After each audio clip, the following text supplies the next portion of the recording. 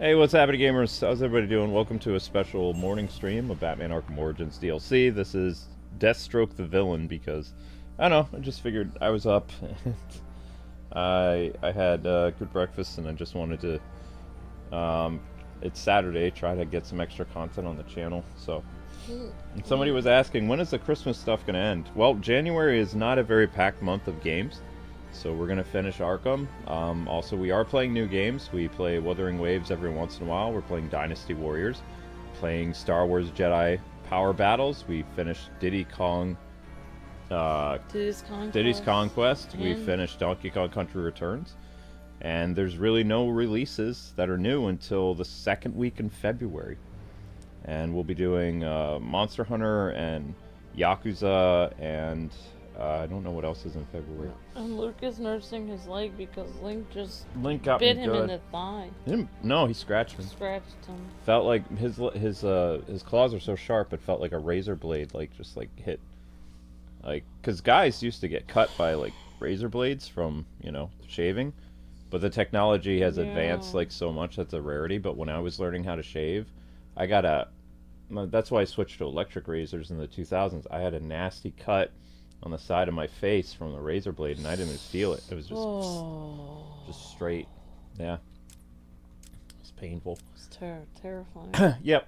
Actually, it was kind of terrifying, yeah. Oh, I've gotten razor blades, shaving my legs. I've cut on accident. I moved the razor the wrong way, and it sliced right. Yeah, oh my gosh. But guys, razor blades have improved so much that it's, not like that anymore. But even the 90s, you could still get cut.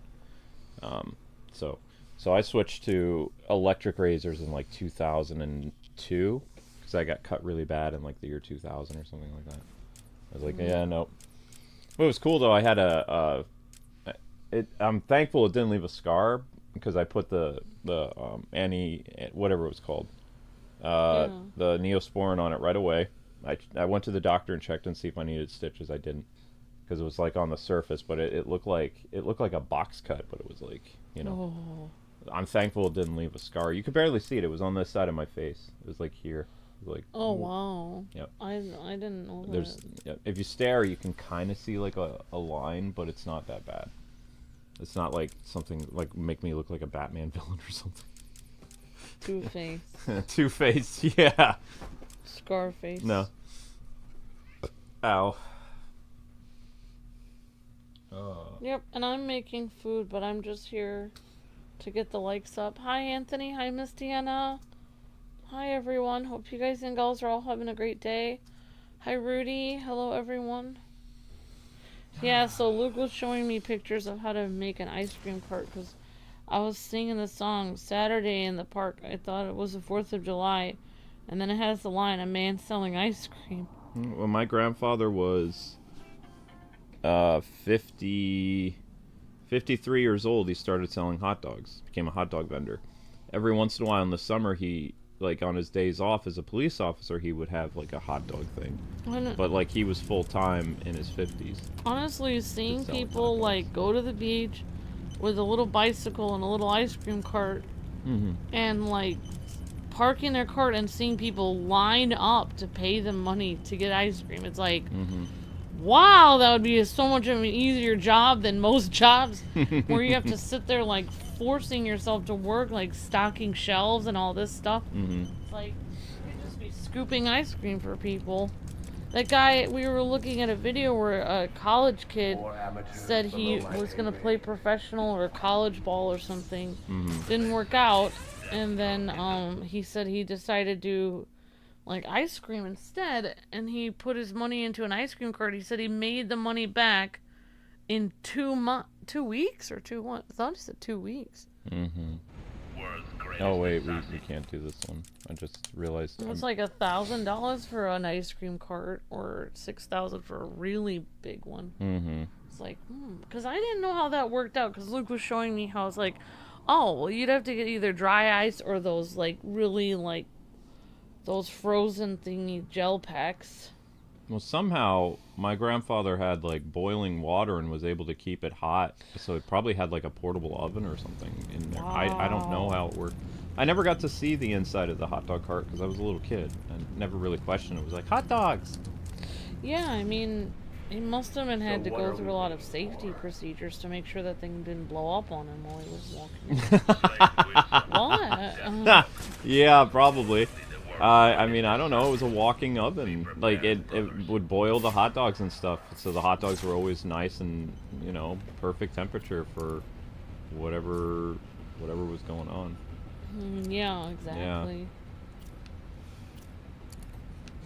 Well, like with a little bicycle, you would get if you did happen to accidentally eat some of your own ice cream from the cart, then you could work off your calories by driving the bicycle. Mm-hmm. Hi, Perform a takedown Savon. through a week more. Hi, Miss Deanna. Hi, Jarrell. Hi, everyone. Hi, Juan. Hi, John Duncan. Hello, everyone. Hi, Anthony. He must be above. Search everywhere. He seeks to demoralize us. Brothers, to me! To me, brothers. If you do not find him. Oh, Slade is pretty cool. Slade has his moments. So we finished all the Batman medals, except for 2, because I don't have this stuff. But as you can see, the Wii U is working fine. Yesterday we got the dreaded Wii U error that meant your Wii U was dying. Miss Deanna says, how would you accidentally eat the ice cream? Well, I said if you're vending the ice cream and you accidentally eat some while you're delivering to customers, I said that you could work it off. How would you accidentally eat it? It'd be like accidentally on purpose. Well, I mean, if you're sitting all day, you're gonna have to like practice self-control, because if you eat all the stuff, the then whole you point won't is make making any the more. money back. Yeah. So what you do is you buy the cheap ice cream in bulk from like some store, and then you sell it. You sell it for like $3 or something, especially on a really hot day or something. That's how you make your money. And you bring a granola bar in your pocket and you eat that. You bring something. You don't eat your merchandise, because what are you going to sell to customers? Oh, also it looks real super shady with you putting your mouth on it. Well, yeah, because also you're wasting your money too, because you're going here and you're eating this stuff that you're supposed to sell to the customers. You're not the customer. Like maybe one a day would be okay, but No, it's probably you just wait till you get home and then you can have your ice cream from your fridge. Wait, what happens if you sell ice cream and it's frozen? You'd have to have a giant freezer at home that's just for your ice cream cart that you would put the ice cream in at home. I think it would just be designated for ice cream cart ice cream. Because you couldn't like add stuff to your freezer. You couldn't like combine it with your like other stuff in the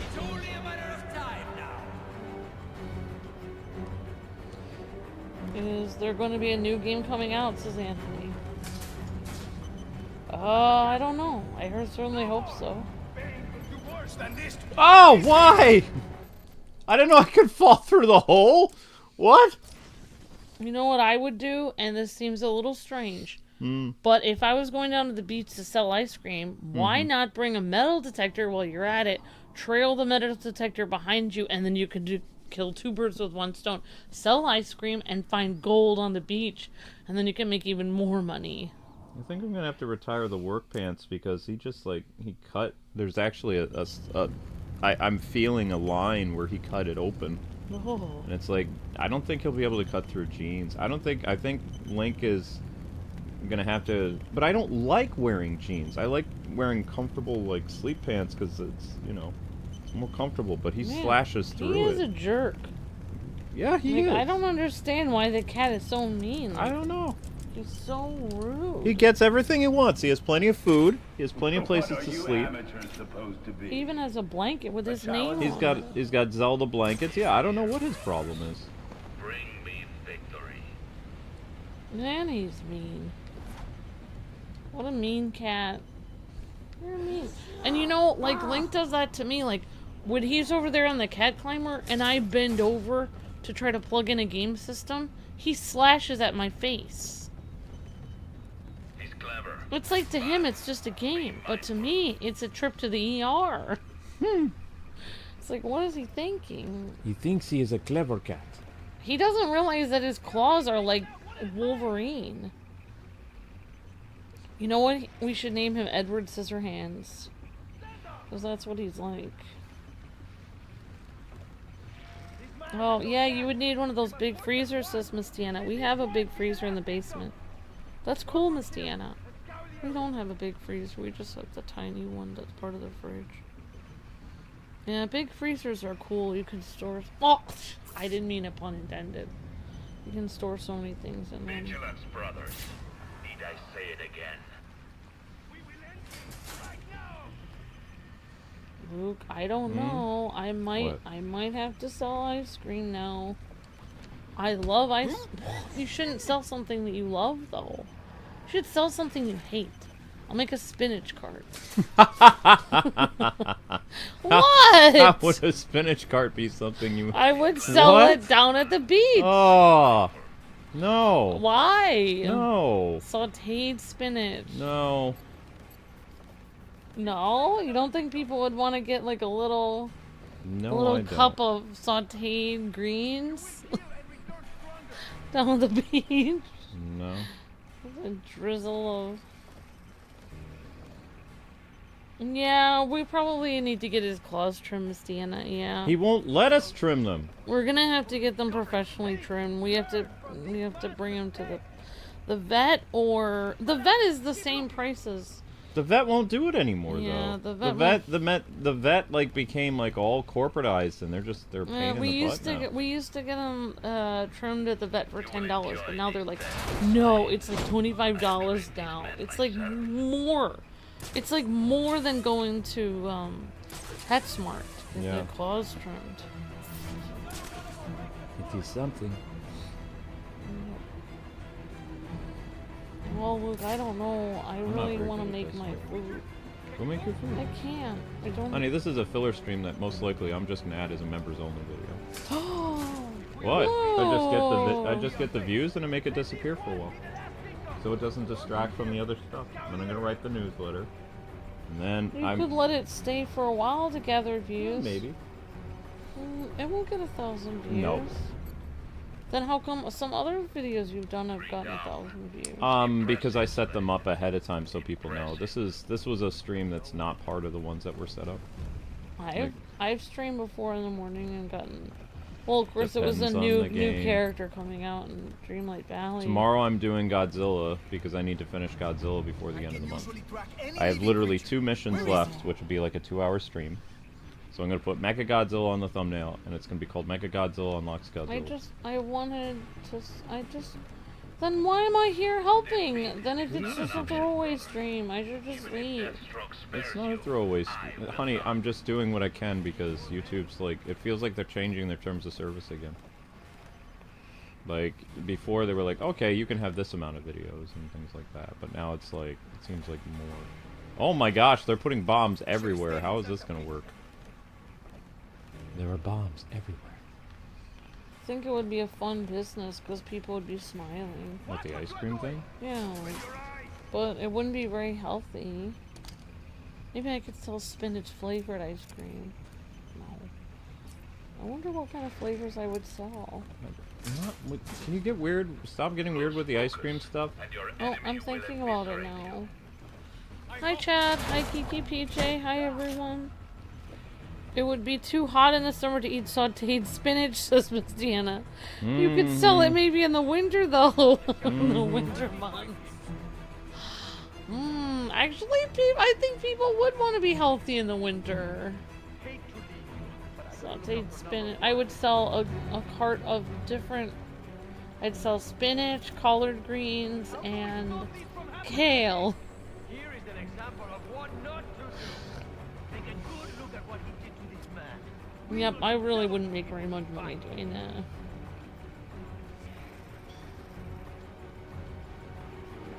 Probably not. You 3 must bring down the enemy. No more failures. Let me go by.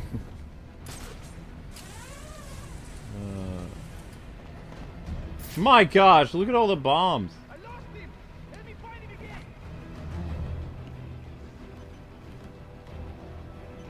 Bombs everywhere. I don't even know where... There's like one propane tank in this entire area. How can there be only two left? He's one man.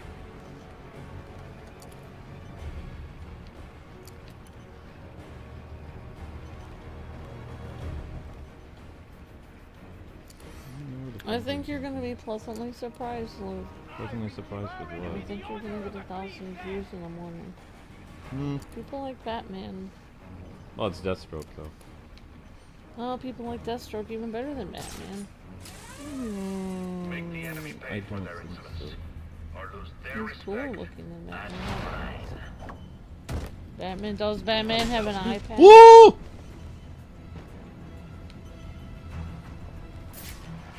have a really bad In trouble. feeling about this.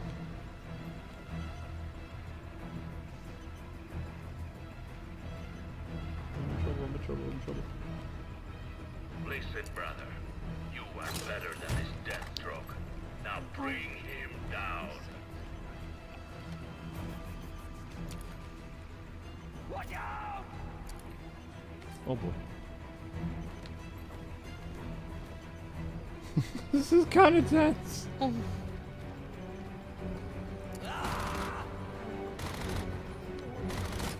Did he shoot me through the thing? Oh, come on! How can he shoot me through there? Alright, we'll try that again later. His superpowers. No! He shot me through the pipes. His bullets have superpowers. He shot me through the pipes. Through the pipes.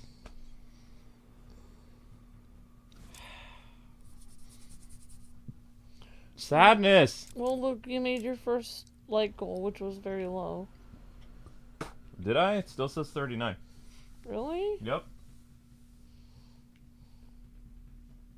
Yep. What if, though, if you sold ice cream and somebody came by, they would know that all the money would be in the cart. Huh? If somebody wanted to rob you, they could just take your cart and run away. They'd take all your ice cream and your money that's in your ice cream cart.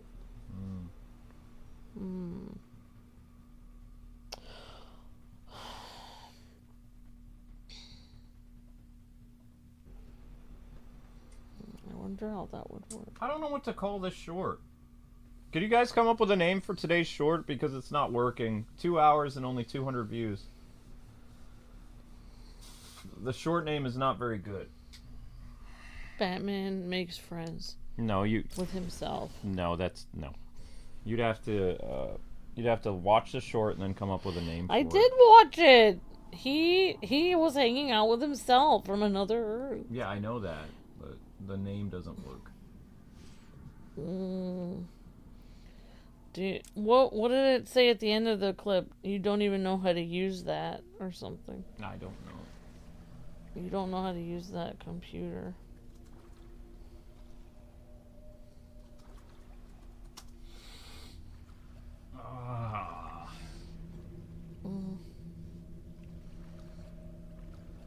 Oh my gosh. Well, guys, I'm just here until hi internet Chad. Hi everyone. I'm just here until oh, look at you did get 40. Good job. Yeah, I know, I added another like one. Oh, great. That'll be hard to get. Alright guys, I'm gonna try to make food. I guess I'll leave Luke to do the hard work of streaming, which is really not, I mean, it's not that hard. I mean, but then if you do it for a long time a day, that's when it gets stressful. Like, when you forget what day it is.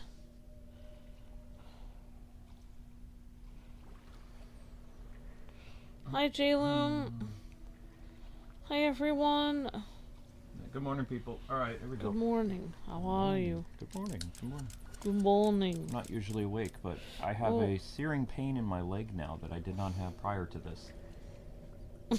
I was just thinking of the Zora line. I needed that scratch to awaken me. Well, you realize that every time a cat scratches you, you have the potential of getting sick. Oh, really? Yes, because they have litter in their claws. Oh. Right. Oh, gross. And that gets in your body and stuff. Oh, gross. Yeah. Ew. Yeah, it is big ew. Oh. Luckily, we have we do corn litter, so there's no chemicals. But still, you can get you can get infected from a cat scratch. Oh. Yeah. Grate moves. Perform a takedown while crawling under a floor grate. Extinguish. Attach an enemy to a fire extinguisher. Roll crawl and perform a silent takedown. The enemy's caught in the smoke. Mind your head. Knock down an enemy with a ballistic staff projectile and perform a ground takedown on it. Okay. Well, the first thing we want to do is we want to go over to this guy. Oh. Hi, Alpha. Hi, everyone. Well, my work here's done. You gonna give it to me? That took me by surprise. What? Wait, he didn't get knocked down? Shoot.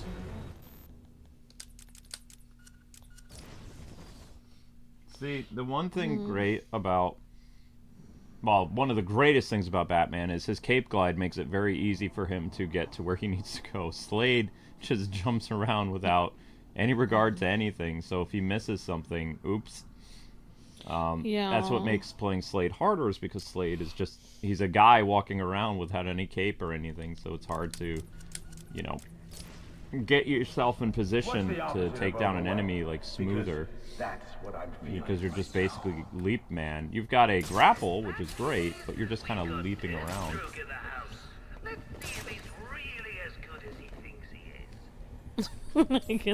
I'm just imagining me selling ice cream and then business being bad. What happens when you're a depressed ice cream salesman? How would that work? You'd be screaming at people to buy the ice cream. It's like, I see you over there pretending you haven't seen me. You're gonna buy some ice cream or what?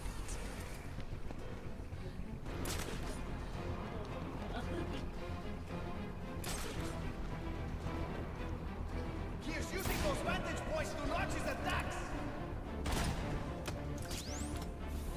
No! Get him out! Like, I was just watching the movie and the one guy was like selling magazines door to door, but he was pretending that he was down on his luck, like, and he was like, hello, I used to be like this and I had a very hard life and now I'm selling magazines. And they're like, oh, can you tell us more about this? Like, and then he's like, actually I just made that up because it helps me sell more magazines. That would be great. You could make up a fake medical condition that you have, and then you could sell more ice cream. I'm gonna write this down. Oh, that would be wrong. That would be called lying. Huh? Lying? If you pretend you have a medical condition so people feel bad for you, Oh. so you would sell more ice cream, but it probably would work. What kind of medical condition? Probably not something that's contagious.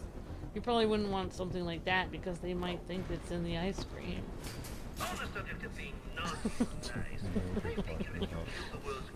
Why is this guy just standing here? I don't know. See, that guy is just standing there. He's like looking through. I think he glitched. No, I'm serious. Look at him. He's not doing anything. Alright, I have it. You could do that thing that, what's that guy Ray Amsley did? Where he taped his leg up and then he put a fake pig leg on his knee. Remember that? And then he tried to fight with his pig leg. Oh. Well, I hope everyone enjoys the stream. That'd be lying, Miss Amber. People want ice cream from people with integrity and who don't fake illnesses. That's true. Amber could sell ice cream and interesting, funnier fun facts. Thank you, Savon. Yes, I could. That would be my claim to fame. I would print out a bunch of fun facts and they would be like printed on a little piece of paper like a fortune cookie, and then you could wrap them around each cone. And then it would be like, did you know that the... That's what happened. The guy's stuck. See him? He's literally stuck in place. He's right there. Oh, he's just walking in place. Uh-oh. I'm running out of vain meatheads to insult. Did you know that there are 4 species of eagles in the United States? What does that have to do with anything? That would be like I would just write random facts and then they would get a fact on the ice cream. On the ice cream? Yeah, it would be like in a piece of paper I print out at home for my home computer with... So you would basically do fortune cookies, but with ice cream. Yes. Okay. Savon said I could do my I mean, if you fun want to become an fact. ice cream girl, that's fine. I don't. Maybe I just should. find out how much it costs and whatever. Remember, you should have a club where you share fun facts. I would be all for it. Thank you, Geeky PJ. The fun fact club. Yeah, that'd be better than making up a fake illness. That's a good idea. Thanks, Savon and Miss Deanna was encouraging me not to make up a fake illness, so I appreciate that. Luke has to always tell me to not. He always tells me, as Luke always says, it is better to be truthful and good than to not. Alright, I'm gonna Alright, go. so make have you my guys come up food. with a title for the short? Because the short's kind of bombing. PJ had a title idea. From one Batman to another was his idea. Okay. Thank you for the idea, PJ.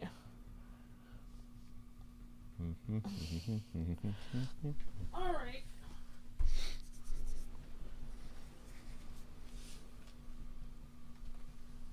Oh, Linky stabbed me. I've been stabbed. I can quiz people at the end of the week. No. And if they get the answers right, then they could get 5 cents off.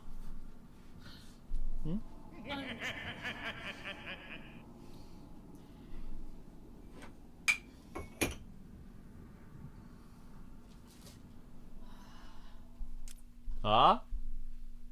I don't watch Emergency Awesome. I think that's a YouTube channel.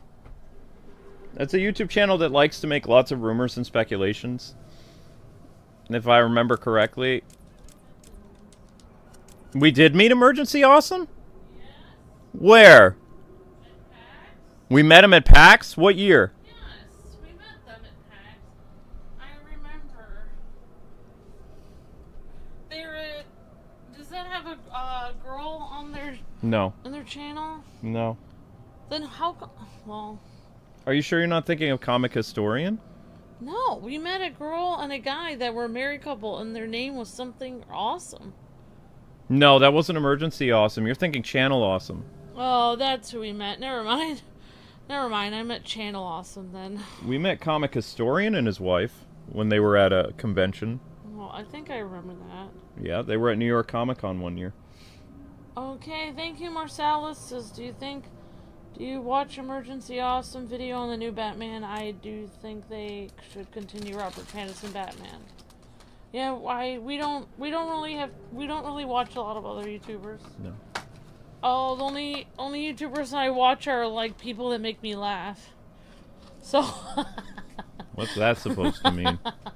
Okay. So I just watch my husband streams late at night. Okay, I knew you were going there. Alright. All I do, well, if I really want to laugh, sometimes I watch skits, comedy, but if I really want to laugh, all I do is I watch my husband's gameplay. There it is. There it is! I give you I'm coming for you later, Missy. in the world. Now tell me. Wow. Wow, wow, wow, wow, wow. And this is why girls and guys can never be friends. Because women are savage.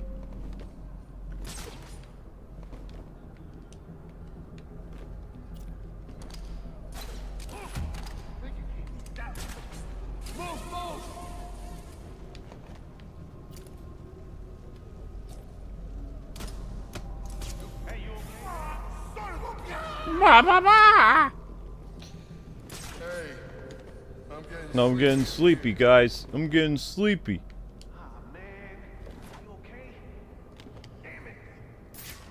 Oh, there's no armor guys in this one? Oh, okay. Yo! What's going on over there? We're all gonna end up like him if we don't find this son of a bitch. Where are you? If that was really mean, I'd be like, and then I watch some of the vlogs that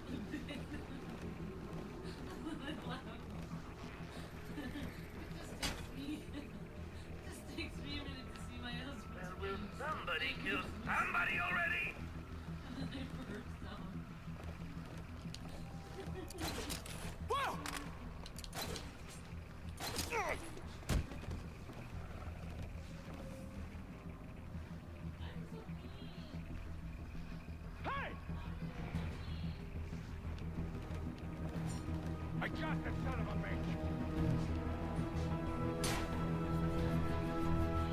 How did you become this mean? I've been asking myself that for a long time. Move out. Damn it. You want to get shot? Huh? Oh, get the crap out of me.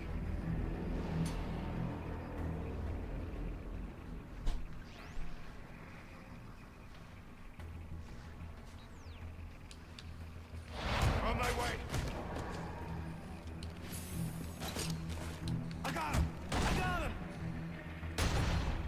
Uh-oh. So slow! Jump over!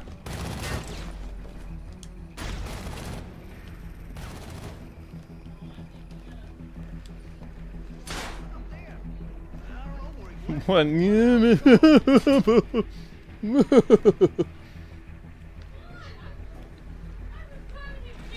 Trying to be cute.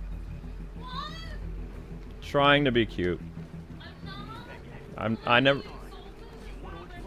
never said that you weren't cute. I just said you're trying.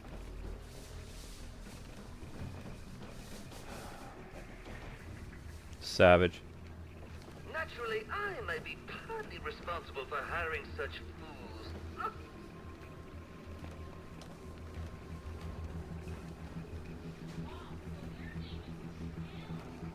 What's she gonna take to kill this guy? Emergency awesome. He does he does speculation videos. That's his thing. Supposed to happen this way. He makes a lot of rumors and stuff like that. My job.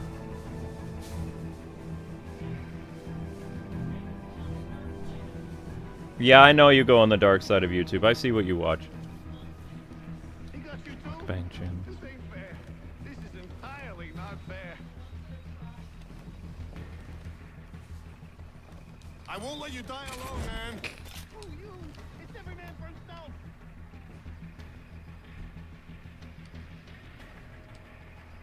Doggone it. Truly the most unremarkable display of fuckery I've ever witnessed. I made some mistakes. Mistakes were made. Stop. Stop doing this. Everybody has those days. Hey, things don't have to get worse. Just let me walk out of here.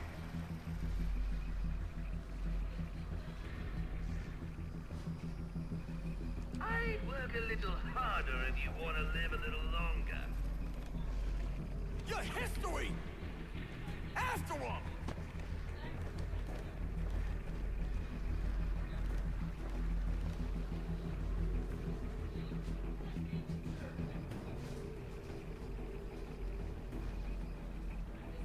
Bad dream. Am I ever going to... I'm talking to myself. I've got these two boneheads that are in the way. Truly the most unremarkable display of fuckery I've ever witnessed.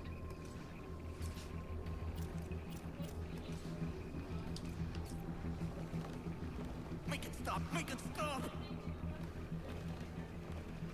Okay.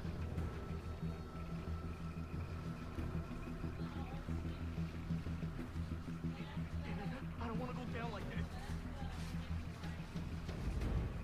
Okay.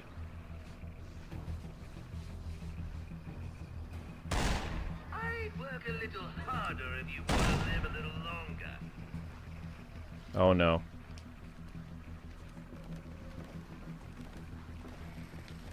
Leave me alone.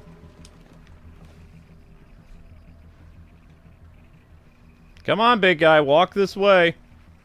Just a little bit further. I gotta keep it together. You can do it.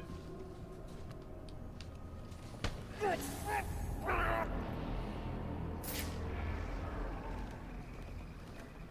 know you're out there. Show yourself. You're not gonna go check on your friend? Come on, Slade. You can't just leave him there unwrapped. At least put a bow on him.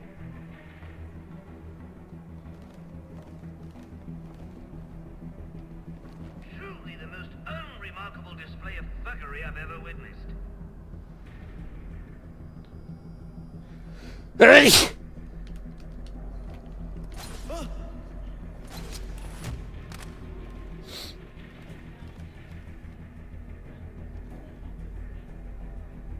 I don't even remember what Office Space is. Another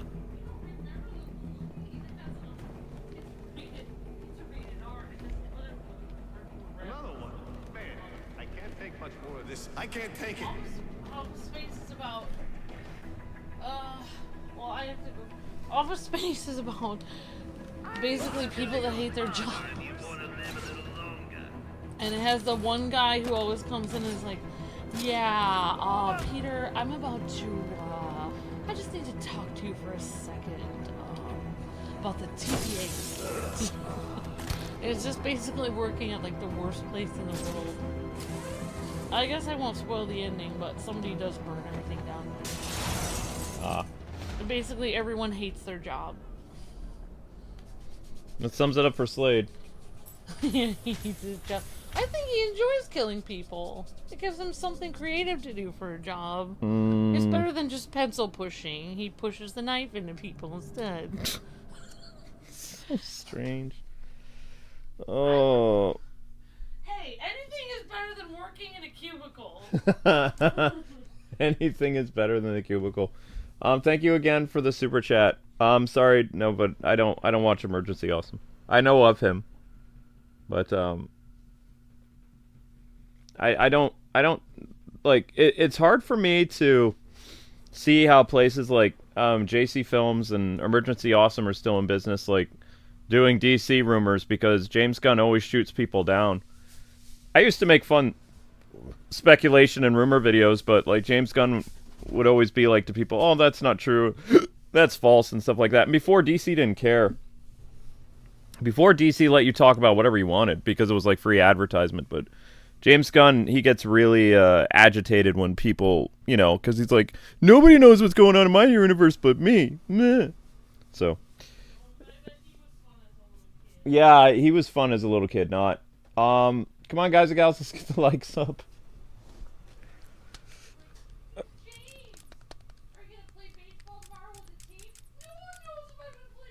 Nobody knows how to play baseball with me. Ah. Okay. I'm not telling you nothing.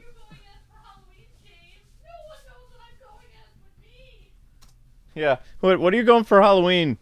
I'm not telling you because only I know what I'm going up for Halloween. Well, the party's next week. What are you going as? I don't want to wear the same costume as you. Only I know. I hate you, James.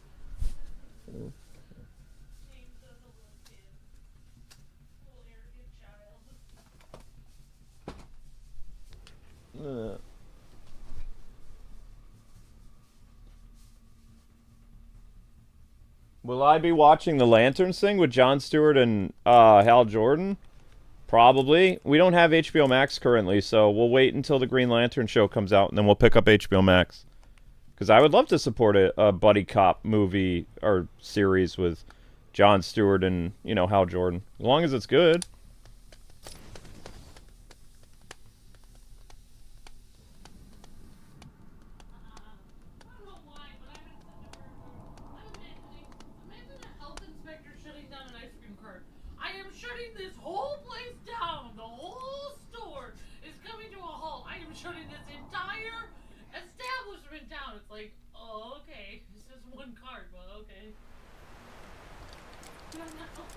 I'm destroying everything. What is my favorite Batman story? The Man Who Falls.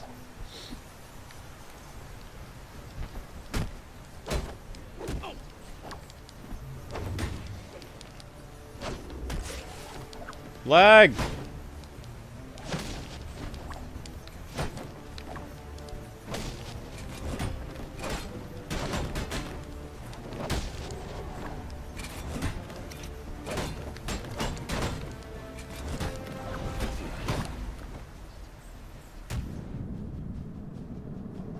Oh, yeah, that's right. That's going to be harder to do. I was just now realizing we don't have any shock gloves. Slade doesn't have shock gloves. Okay, then. We'll have to figure this out now, won't we? Yeah. I can break people's weapons, though. But I have crummy gadgets. Okay, why did you stop moving?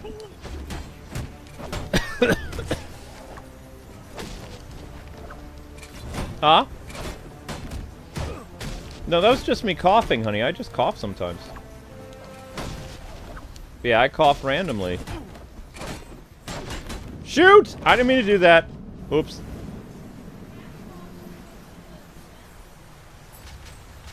Well, I guess when I cough randomly, there's something wrong with me. All those years of smoking catching up to me.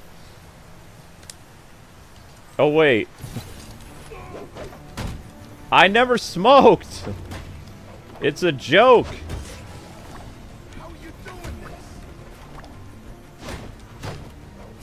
Oh, that's right, I have that move. I totally forgot.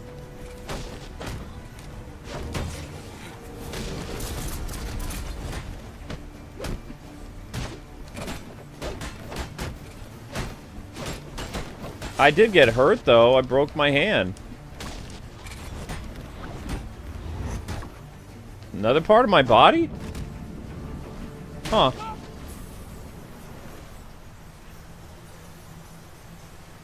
Well, stick around.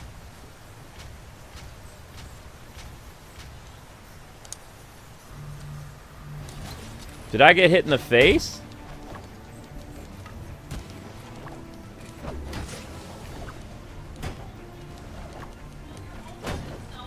Okay. Okay.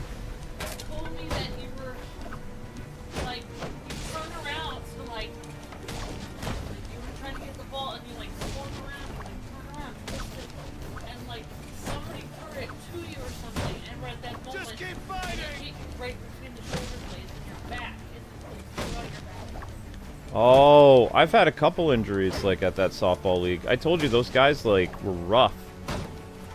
Yeah, you said it really hurt. I had a pair of glasses break once because somebody threw the softball at my face when I wasn't, you know. That I don't know if you remember. What was his name? It was this big guy at Zion. It was like he was this Mexican guy. He was playing outfield, and he was like he was screaming something, and he didn't say, you know, get the guy out. And I was playing shortstop. And I thought the ball was coming from right field instead of left field, and my back was turned, and the ball caught me right back here, and I still have like, I still pop stuff back there, because I mean he was a big guy, and I was not like most people my size, you know, because I was like this thin lanky guy, so even at like 18, 17, when I got hit, like that winded me because it was like. I had the wind knocked out of me from behind. The ball hit me like right in the back. And I just went face forward. And I couldn't even, it hurt so much I couldn't even reach back to like touch my back. So I've been hit in the face with a softball. I had my glasses broken. I broke my hand, this hand, and I got hit in the back. So all those things happened. Those were all reasons why I told my dad, I don't want to play church softball league anymore. I've got a girlfriend now. Church softball and rugby thing is rough. They're rough. They're like, well, you're going to go to heaven anyway. It's like, what the heck, man? You know where you go when you die. It's ordained.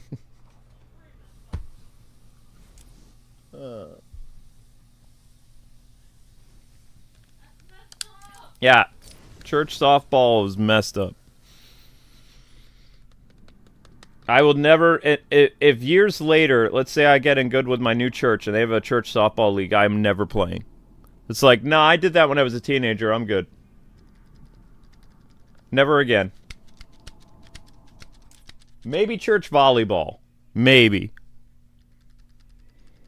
But it's like, I never understood why they're like, well, it's just good, clean fun. It's like, you guys are trying to murder each other on the field. What is this? Like, are you guys having some resentment for not making it in the major leagues? Like, what's going on? You hit that ball like you're trying to crush it. So many people had their windshields broken at those, like, church softball games. Like, someone would get a home run and there would go your car. My car had so many dents from it, my station wagon, because we get hit by softball, and I parked far away.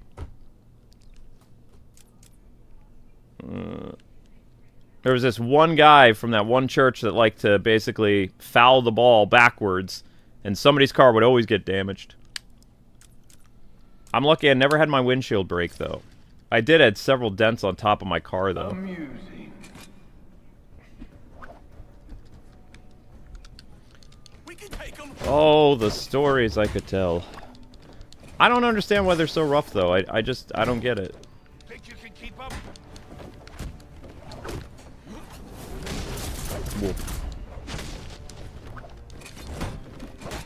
Which I was always out of my comfort zone, too, because I was a gamer. I was like, I don't want to do this. What the heck is that thing?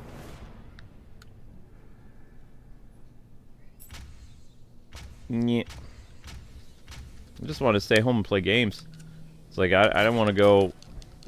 I was really close with my dad. That's probably why I did it. I was like, yeah, be fun, I guess. Ow.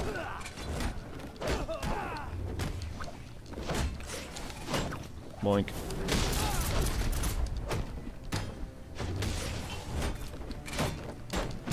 Man, why does Deathstroke move so slow? Zap.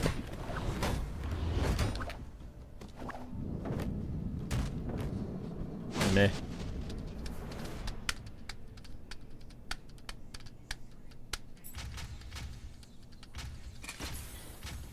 No, the Wii U has glitches too. The Wii U just doesn't have as many glitches. This is our last year playing the Wii U version of Arkham Origins, so we're done. We're gonna be playing, at Christmas time, we're gonna be doing the Arkham Origins on the, Steam Deck. How that's gonna work, I don't know.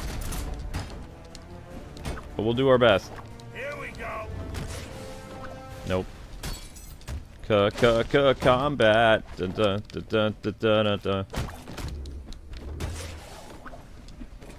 We.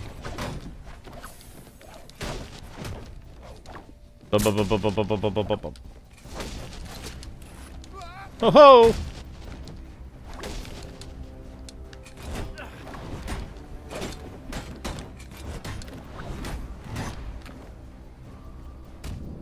And that should be 30. No, that's not 30? Why? Why is it not 30? Dun, dun, dun, dun, dun, dun. Link, you slashed up my leg really good, pal. I don't know why you did that, but that wasn't very nice.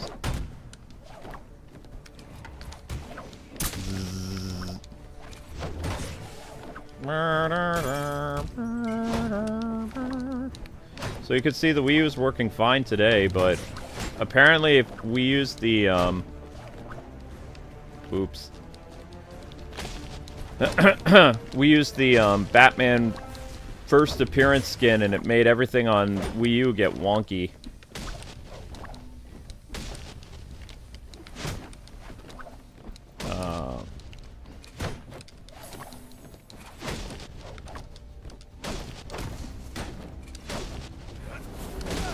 What are you waiting for?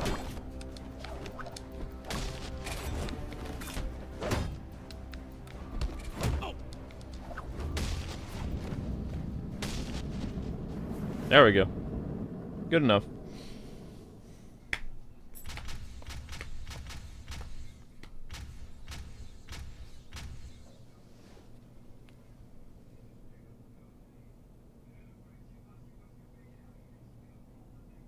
Have I read Batman 359 or 309 March of 1979?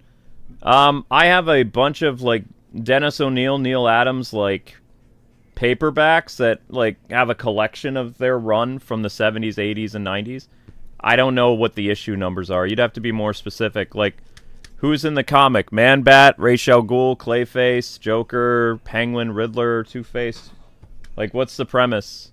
I don't remember, like, issue titles.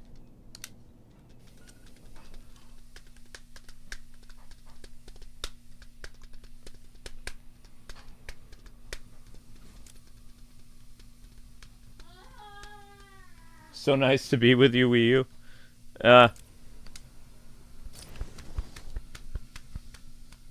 It has Blockbuster in it? Okay.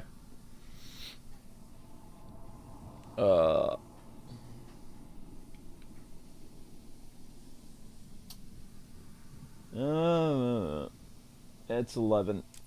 Alright, so did we come up with a better title for the short?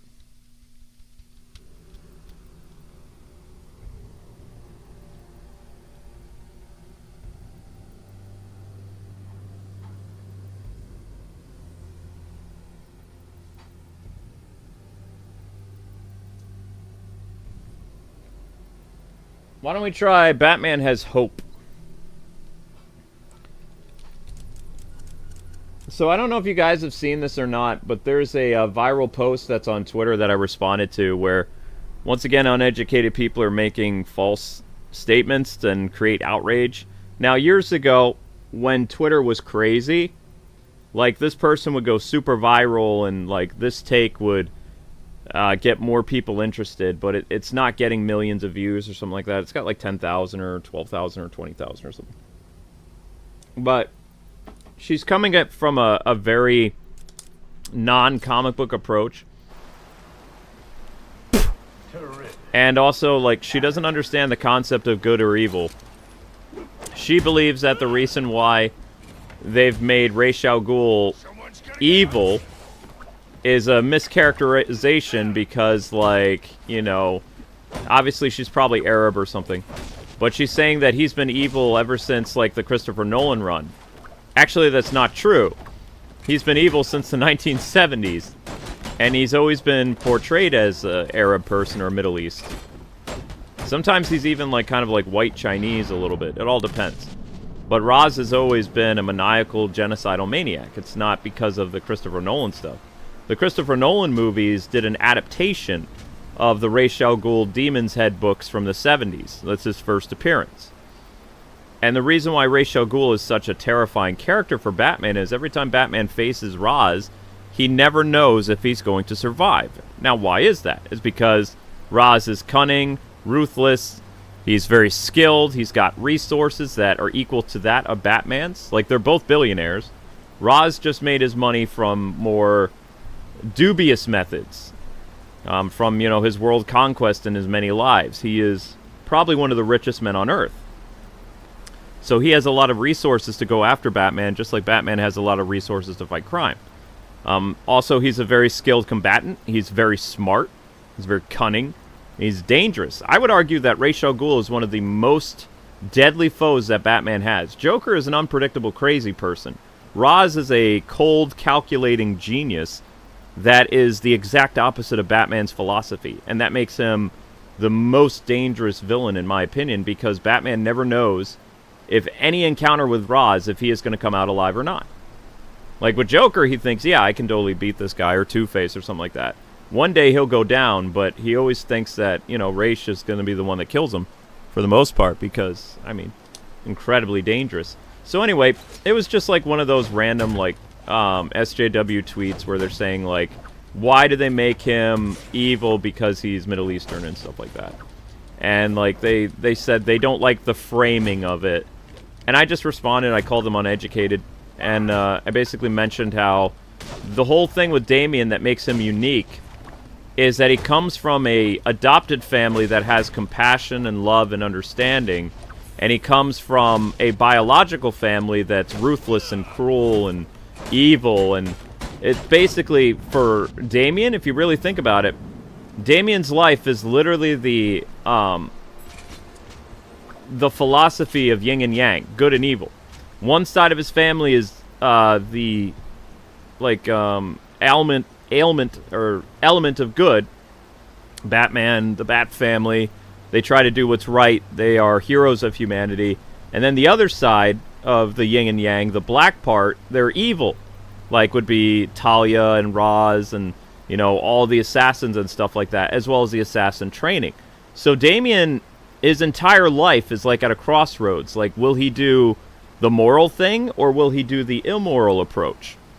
He's split right down the center, and sometimes when DC writes Damian, he makes very, we'll say, the wrong choices based on what his grandfather would do because of Roz's, you know, merciless attitude. Like, sometimes Damien kills people because that's just how he was trained and conditioned to do.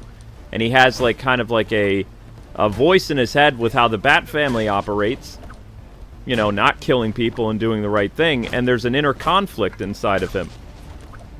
Almost like the character is Anakin in a way, but, you know, Anakin always had a good upbringing. It was just, he had a bad teacher that put him on the bad path. He had that, you know, one person in his life that was kind of like a teacher figure for him, Palpatine, and that was the dark path that he ended up going. You know, because it seemed like that person had his best interest in heart. Now, the difference is, Ra's al Ghul loves his grandson. But just because you're an evil person and you love your family doesn't necessarily make you a good person. If you commit heinous acts, and, you know, in Roz's case, someone who believes that they're entitled to rule the world because they've lived long enough, and that humanity is wicked in their eyes, so that it's okay for them to do atrocities and, you know, wipe out half the world's population because they're beneath him, I mean, that's not a very good person, right? Whereas Batman uses dark methods, and he knows he's a flawed character, and he tries to teach his son right and wrong while being a vigilante who beats people up. So Damien has a unique perspective on life compared to the other Robins and other DC superheroes, is because he actually understands how an evil mind works, because that's where he comes from. That's his family. So he has probably, he could have the coolest arc in comic book history if you think about it, if they continue to write him well. Because, you know, having a character that's mixed, who comes from that Oriental mindset, living that yin and yang, like, life every day, and, you know, trying to make the good choices, even though a part of him knows that he could easily do this because this is the way of might, or he could go this way because this is the way of right. It's a very, you know, compelling story for Damien, and for the most part, the writers have still been pretty good about that. But these people, you have to understand, these activists, when they do stuff on Twitter and all this other stuff, they're trying to gauge a reaction from people, so for the most part, they can get money, because most of them are blue, checkmarked, or whatever, so they're farming engagement. And two, you know, they're kind of idiots, and unfortunately, the best way to go viral on the internet is to be an absolute moron. No one really cares about a sensible or moral point of view. They tend to really, like, go after people that are sensationalists and freaks and weirdos, because those are interesting tweets. Like, it challenges your, like, reality with their craziness. And that's why these people go viral. They don't go viral because they're smart or they say something intelligent. They go viral because they're freaking idiots. And the internet likes idiots. It just does.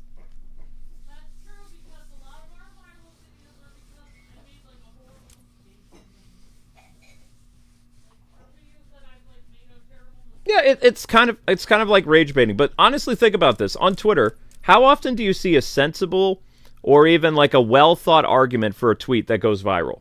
Hardly ever. You'll see people make like this massive thread explaining why Batman is a good person or whatever, and it gets no attention. But then you'll go to a thread where people are making fun of Batman for beating mentally ill people or the fact that he's wealthy, and all of a sudden those things go viral. It's because stupid people just go viral. It doesn't make any sense. It's not logical, but, I mean, you know, you just have to abandon logic for madness. So I saw that tweet and I responded to it, and it was just kind of like, I'm just sick and tired of uneducated people, personally. Because, I mean, sadly, they see race in everything, and they think that, oh, this person was made a villain because of how they look. But we weren't at war in the 1970s with the Middle East, when, you know, Ra's al Ghul was made into a comic book character. We were still coming out of Vietnam, you know? So, the reason why Ra's al Ghul was made a villain is because they were trying to have this character that had been around since biblical times, and most of the people that would have survived biblical times, if they had, like, you know, a Lazarus pit, would have been Ra's al Ghul, who would be Middle Eastern, because most of the world, back during the time of the Bible, would have been Arab, or Arab-like. You know, that's just how it is. And the fact that he's lived for like 6 or 7 centuries, or they keep adding it, Like, when I was a kid, Ra's al Ghul had been alive for about 500 years. By the time the 2000s rolled around, Ra's al Ghul had been alive for 700 years. I don't know how old he is now. He could be thousands of years old. I don't know. But he comes from that time period, which when he was back in that time, like right around like the early ADs, we'll say like maybe around 100 or 200 AD or something like that. 200 years after the life of Christ or whatever. Something like that. Like, he was a good person, in a sense, and he discovered the Lazarus Pit, and what the Lazarus Pit did is it slowly warped his mind. Every time he would bathe in the waters of the Lazarus Pit, his mind would become more corrupted and evil. So the reason why he's called a demon is because of all the centuries that he keeps bathing in that miraculous life-giving liquid.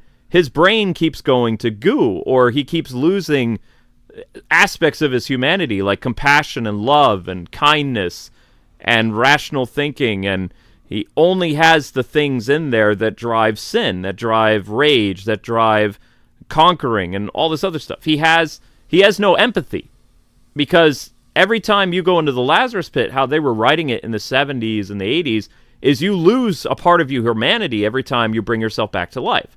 So every time Ra's takes a dip in the pit, he loses another part of his soul, until basically he's nothing more than a maniacal, like, evil, incarnate, almost like demon-like creature, who's not really human. He looks human, but inside he's not human, making him the very, example of evil and wickedness. Has nothing to do with his nationality. It just has to do with how long he's lived, what he's seen, what he's experienced.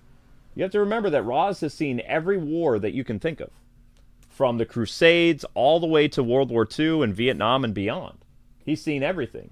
So he believes that mankind is completely unforgivable. Mankind cannot be redeemed. And Batman's only lived one life, and Batman is on the element of good, that mankind is not inherently evil and that they can still be good. Ra's doesn't see that anymore. He doesn't care. He's like, you have not witnessed the life that I've witnessed. Mankind cannot be redeemed, only destroyed, and only nature or like a small group of people that I rule will be what remains of, humanity. He wants to make his own Garden of Eden, except he's going to judge everybody based on what he believes is right and wrong. That's Raz's whole end goal. There were several times in the 2000s that he literally tried to flood the world just to get rid of them, and only have he believed that there was overpopulation, there's too much food, or not enough food, people are starving, so rather put people out of their misery than, try to come up with a solution to save everyone. He just okay, I'm just going to save a few people, we'll save maybe 500 million people and we'll kill everyone else on the planet. That's his end goal. So that's not really a righteous character, But these idiots, they see this, and they're like, well, I don't understand why he's evil, because they can't understand the concept of good and evil because they don't believe in it. They think everybody is the same, and it's just some type of political system that divides us, but inherently, man has good and evil in his heart. We do bad things and we do good things all the time. When you do something evil, usually, you're kind of like, well, maybe I shouldn't have done that. You think about that. And also there are consequences for doing really heinous things with our laws and stuff like that. But good and evil exists. It's just, even if people choose not to believe in it, it doesn't make it any less true. And that's where a lot of these kids and Zoomers and stuff are, is they don't believe that mankind is capable of evil atrocities. They like to blame something else for their reasoning. I'm this way because somebody made me that way, not just because, they became bad. More fighting. But that's why Ra's is one of my favorite characters, is because he comes from a point of view that mankind cannot be redeemed. Mankind is too wicked. And because he's lived so long, he's kind of godlike in that sense. He's well, I'm basically omnipotent, so I'm going to do whatever I want, and no one can really tell me what to do, because the laws that you have now are not even, they haven't really been around that long. That's not how the law was when I was a fledgling or whatever. It says, I'll make up my own laws. Because he doesn't, you know, he's lived around so long, he doesn't really respect anything, because every nation to him is like a baby nation. Because he's seen nations rise and fall and all kinds of stuff. Whoop. But Nolan actually had, Roz was not portrayed as a Middle Eastern or even like Asian person. He was portrayed by a British gentleman, you know, hiding behind Ubu, who in the Nolan universe, Ubu was like from Tibet and stuff like that. So he was Asian. But he was hiding behind Ubu to keep his identity secret from his enemies. That way Ubu appeared as the figurehead. And I believe he is actually named Ubu in the credits. You'd have to go back and look at the Nolan credits to see if they actually named the bald gentleman Ubu instead of calling him Roz.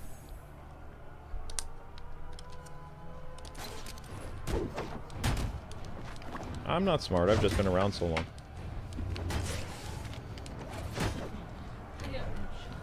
Yeah, yep. Groundhog Day. But yeah, that's what was funny about the tweet. They're like, why is it the white characters have compassion, but Damien's family, who's basically, you know, from another nationality, why are they so mean? It's like, because they're the villains. Why is this such a hard thing for you to grasp with your tiny little mental energy? It's like, it has nothing to do with the Bat family being, you know, these white superheroes. It's the fact that they've all had horrible things happen to them. Like, Dick Grayson's family was killed. Barbara lost her mom because of crime. Jason lost his family because of crime. Jason didn't handle it very well, but he's still kind of an anti-hero. But Barbara and Dick and Batman all had horrible tragedies because of crime. Now, they could have easily become villains themselves and punish the system, or they could try to help people who are afflicted with similar things and prevent that type of atrocity from befalling someone else who's young. And that's basically what their mission is. It's a never-ending war on crime that they will never win, but during their lifetime, they're going to fight and they're going to try to protect people because why? It's the right thing to do. Roz doesn't believe in right and wrong and compassion. He sees compassion as weakness, whereas compassion is strength. And even Batman has compassion against his enemies. He tries to do the right thing to help them. Look at Mr. Freeze. Mr. Freeze's wife is a snow cone and she has some type of disease. Who's the person who's been giving Mr. Freeze funding every time he's incarcerated in an Arkham? Bruce Wayne. Why does he do that? Because Bruce Wayne feels bad that Mr. Freeze's wife was caught up in this, you know, horrible crime-related incident that trapped her inside of there. And plus, he really wants Freeze to be able to cure her, because if Freeze is able to cure Nora, Freeze will give up his life of crime. Because the catalyst for him becoming a villain in the first place is because he needed to steal diamonds and technology and drugs in order to keep his wife alive. That's his whole point. So if Batman can somehow save Freeze, in a sense, he can get a win against the war on crime. So he continues, no matter what Freeze does, he continues to fund the research for Nora's, to come back to life. That shows that he's a caring individual. When Two-Face had the incident happen with his face, how many times did Bruce go out of his way to try to get Two-Face's face removed so he could bring his friend back? You know, he wanted to truly help Harvey. Eventually, he came to the point where it's not possible, because there's been several times when Harvey has actually had his face fixed with plastic surgery, but the scars inside of his mind, the mental damage, is permanent. And it doesn't matter what happens to Harvey's face on the outside. The inside is all messed up because of what happened, because of the split personality. In fact, there are several instances where Two-Face got his face back as Harvey Dent, but he ends up disfiguring himself again to match how he is on the inside. And it's a very tragic story because it's supposed to be tragic. It's sad. It's supposed to describe how the human condition is not perfect. And that, you know, sometimes the most fragile parts of us are our minds themselves. But Roz is not a caring or compassionate individual. He loves his grandson, but he's also raising his grandson to become his successor, because Roz knows that eventually, too many dips in the Lazarus pit, he's going to come out not himself anymore. the more times he goes for a swim in that stuff, the crazier he's going to get, as well as he'll probably commit harm to his own people. So, in order for him to pass away completely, he needs a successor. For the longest time, that successor was Bruce Wayne, but now that successor to him is Damian. So, he tries to be a good grandpa, but also he tries to instill Damian his philosophy, his way of life. And this really bothers Damian sometimes because he loves his grandfather and he loves his dad, but they're two men with two different ideals. And it's like, what is Damian going to choose? Eventually, I think Damian is going to forge his own path that is, has similar ideas to his grandfather and his father, which is not, you know, an unheard of thing. Like a son can, based on the family members that they're around, kind of borrow ideas from different family members to come up with their own way of living.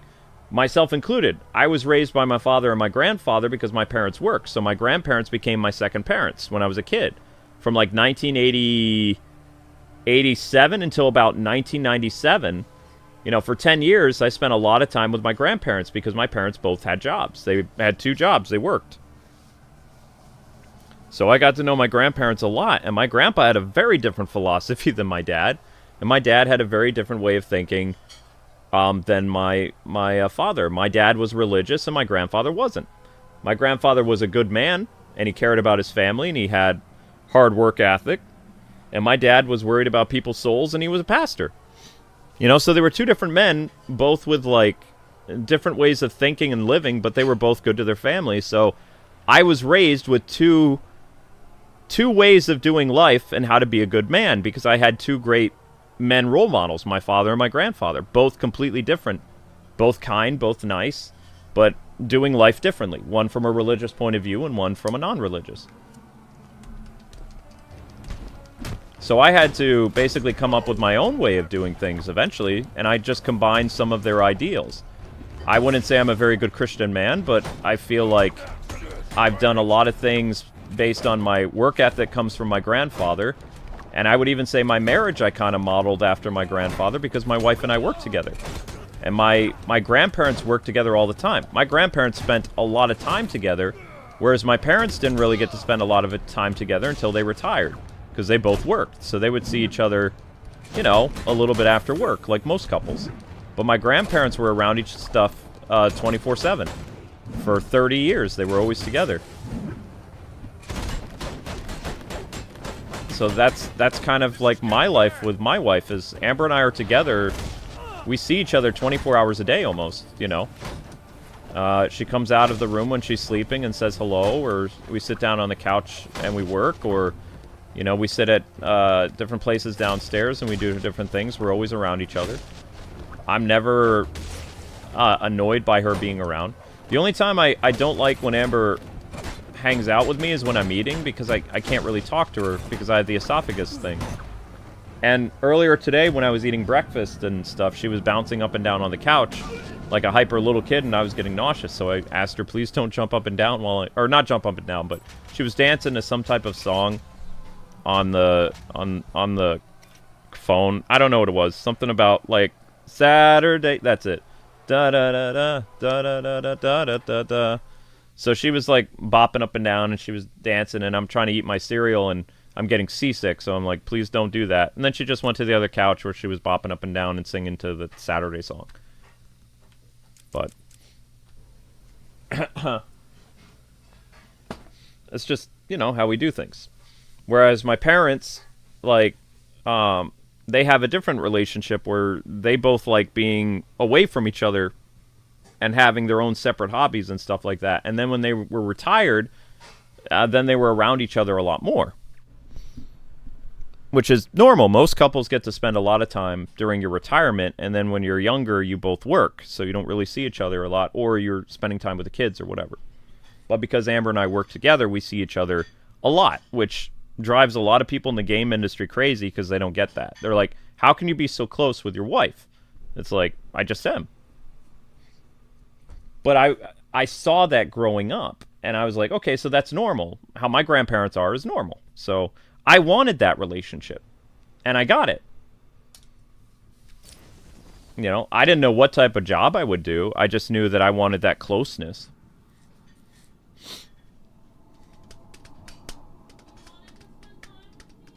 Yeah, I wanted to spend time with my wife, yeah.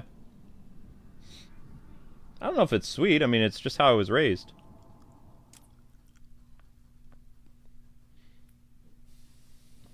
Man, my leg really hurts, you guys. Link got me really good. I don't even want to see what it looks like. All I know is it's painful.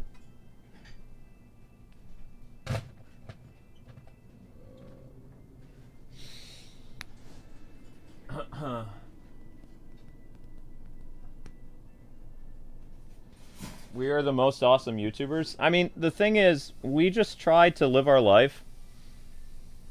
And everyone around us that we knew changed. I think what's been hard the past 10 years is, like, from when we started YouTube, we have never changed who we are. We still believe in evil and good, so we still believe in right and wrong. We're still moral conscious people. We still live our life the way that the Bible teaches as best we can. So we are, Amber and I are flawed people. But we never ever, like, really follow the political fads that happen, like, every 10 or 20 years. We still have the same points of view as we did in the 90s or when we were first dating, which was a very sensible and, you know, very realistic approach to things. It's everyone around us went crazy, and it was hard seeing that, because it's like we ended up becoming the villains just because we didn't change to their wacky philosophy, which their philosophy was weird, but I'm not going to get into that. So that's why people say mean things about us, is because we never changed. We're still the same that we always were. And for the world that changed around us to, like, almost a radicalized aspect, then we looked radicalized by them in comparison, because we just stayed still. We were a fixed point in time.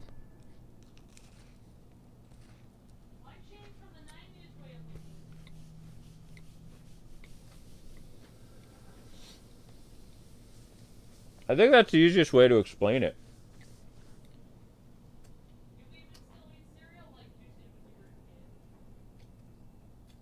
What, Am? I said you don't even change your eating habits. You still eat cereal like you did when you were a kid. Yeah, I haven't even changed my political opinions are still the same from 20 years ago, 25 now, almost 26 years ago. And I still have the same eating habits. Amber's like, you've been eating cereal your entire life. It's like, yeah, I have cereal every day. I have vitamins every day. I have juice every day. I do my exercises every morning. My routine has been the same forever, to the point where I don't know if people would be able to live like me, because maybe the fun thing about my job that keeps me sane is I don't look at the same stuff every day. I have variety. If I didn't have variety, I would probably be in a white padded cell, because I could not play Minecraft every day. I would go crazy. So the great thing I love about being a variety channel is the variety. I like the change. I like playing Chinese games. I like Japanese games. I like Western games. I like RPGs. I like action. I like racing. I like fighting games. I like beat-em-ups. I like arcade games. I like Batman games. I like Spider-Man games. You know, I don't have to... I'm a gamer, but I'm a gamer that's not boxed into a certain category for life. Because I love how there's so many different aspects of gaming. And I'm not good at every genre. I don't claim to be. But I love games in general.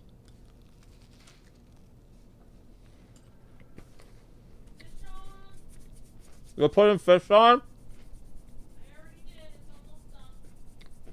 How much fish? The remainder fish that was in the freezer. So how much is that? 5 pieces. 5 pieces of fish? Okay. 5 pieces of fish plus there's 3 more cookies in the fridge. And there's fries to go with the fish.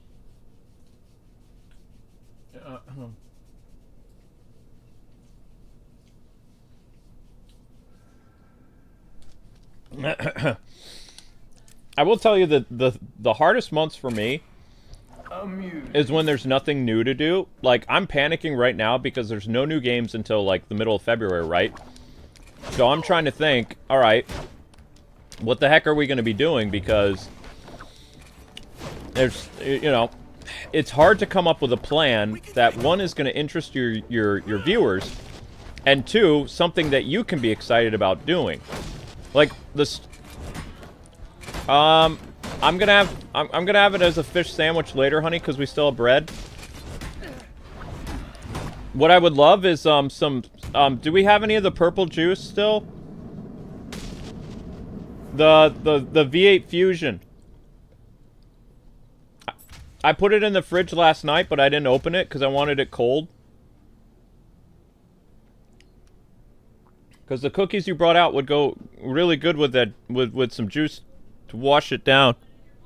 Yeah, in my mug. My penguin mug. You have a mug up there? Uh-huh. Oh.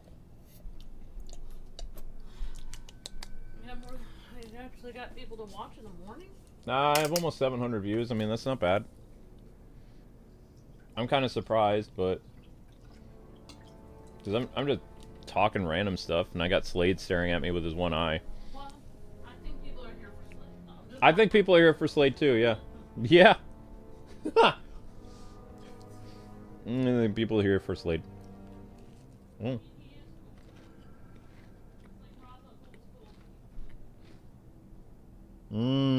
Mm-hmm. Mm. Is Roz really the villain, though, Luke? Is he? He's trying to make the world a better place. No, he's not. He is. He's trying to help people. He's not trying to help people. Wiping out more than half the world's population. That was by accident. No, it's not by accident. He does it on purpose. In Batman Dark Tomorrow, Ra's tried to flood the Earth like the Bible did. And planned on only... Batman said, how many people would survive? And Ra's is like, we have calculated. He says, about 500 million people would survive. And those strong survivors would find a way to come to where I am, where I will be their king.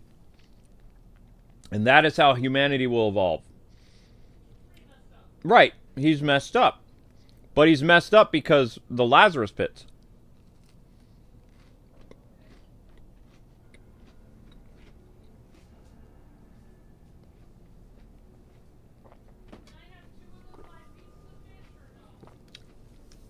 Yeah, I just want it in a sandwich, but I don't have any cheese. Put him in the ground.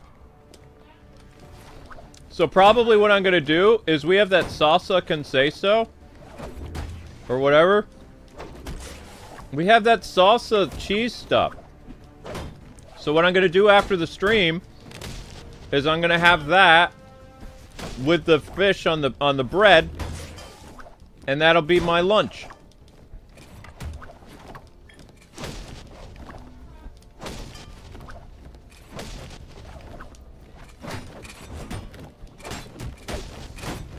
I made a mistake, though. The Red Ranger anime is not on Saturdays. The Red Ranger anime is on Sundays. Late Sunday night.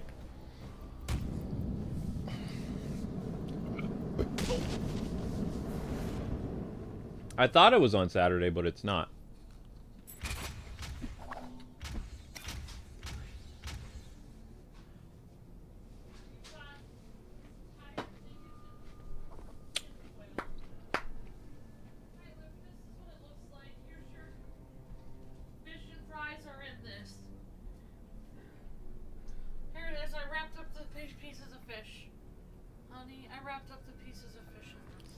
Yeah.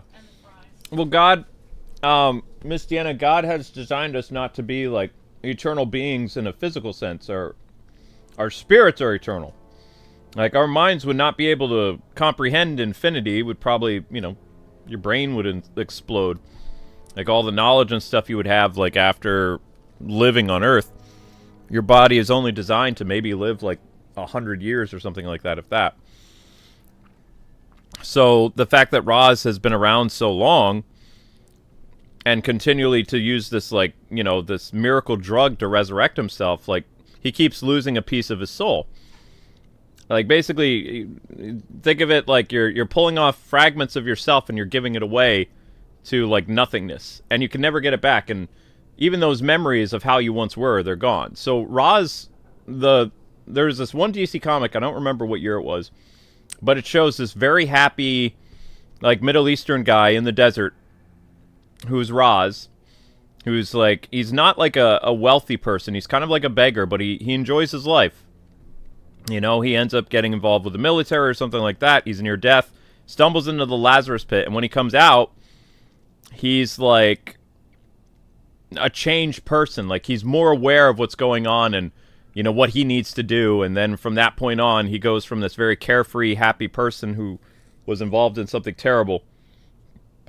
And then, you know, he forges his life ahead as, like, humanity's savior. And he does a lot of dubious things, like, over the centuries.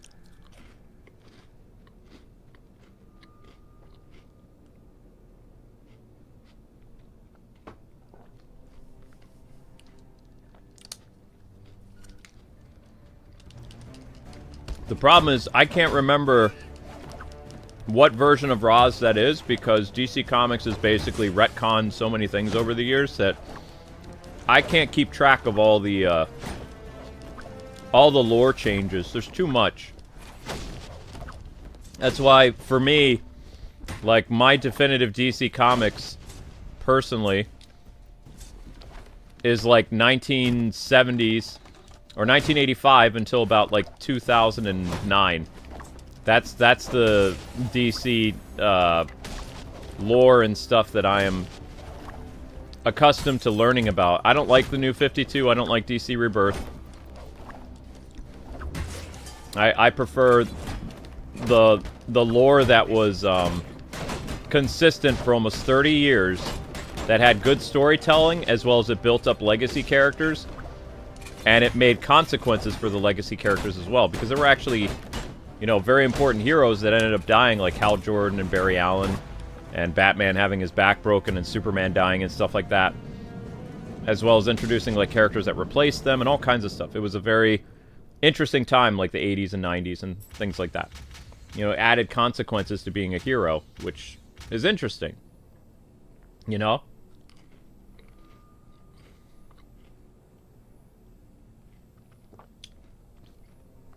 And the New 52, what I hated about the New 52 was it condensed 40 years of history almost for the characters into a time frame of about, like, squeezed into 10 years. It didn't make any sense. No longer was Robin a kid. When he met Batman, he was Chris O'Donnell. It was like Chris O'Donnell, Batman Forever Robin, who was like a teenager, and he was Robin for like a year, and then he became Nightwing. That to me was always stupid. Because, like, the great thing about legacy characters is you get to see these characters grow, and they change over time. So we saw Robin as a little kid, and we saw him become a man, and then he forged his own path, and he went away from that of sidekick to his own hero. That's a great hero story, you know?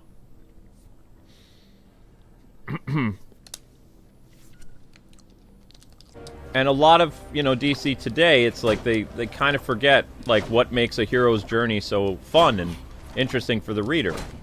They forego that for activism and politics and all kinds of stuff. They lose sight of what the point of superheroes are. So that's why I like sticking with that era of DC Comics, like 1985 through like 2009, is because there were stakes, there were better storytelling, more interesting uses of their villains, and also you not only saw character growth, like literal sense, like the character grew, but also you saw the character grow up.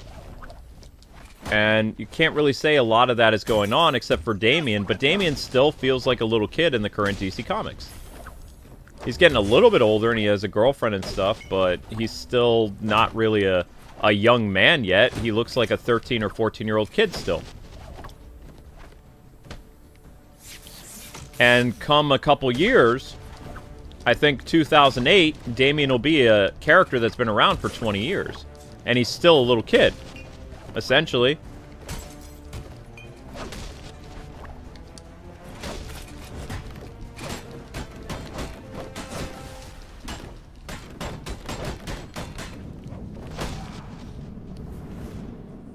Yeah, pre-52, pre-Flashpoint is my favorite, like, Batman stuff. Yep, that's the stuff, like, if I ever did like a college program, that's the Batman we would study. Because I would have like 40 years of materials almost.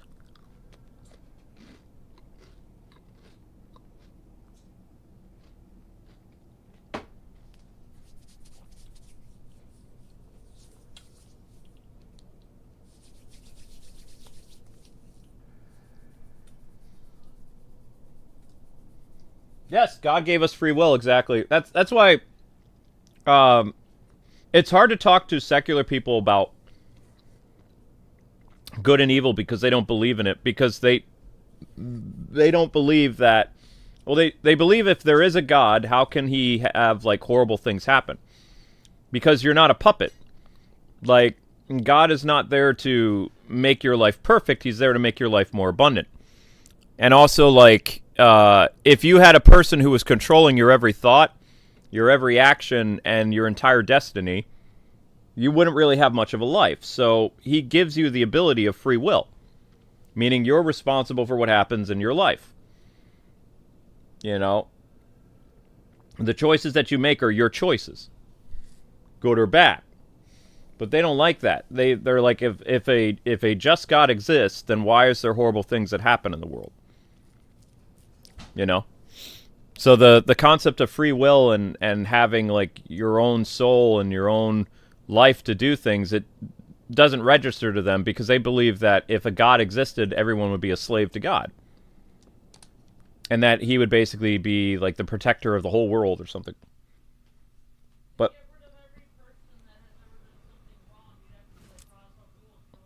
yeah, pretty much. Yeah, if that was the case, and it was like, then God would become a wicked individual that would basically wipe out most of the world to determine who was good and who was righteous.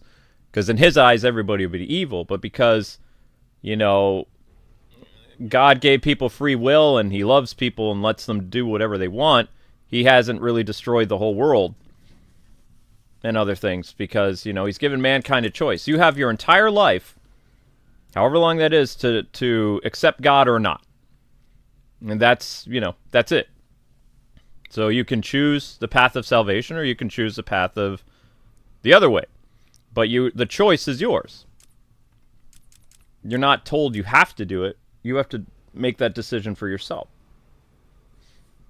Not to get all philosophical on you guys. I have a lot of cookies and juice right now. And I'm not like a really religious person either. So, like, there's probably some people that would mess with their theology and other things. But I'm just saying, like, the fact that free will exists, it's a good thing. Oh.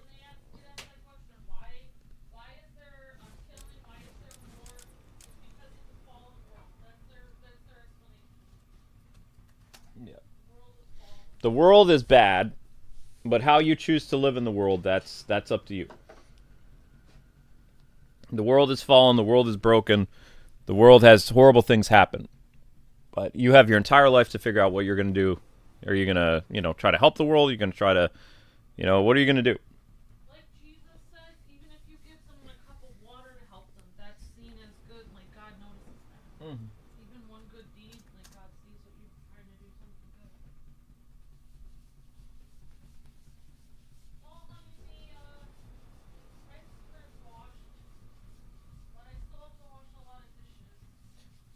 At least you don't treat us like we're wicked. I mean, I've never had a problem with secular people.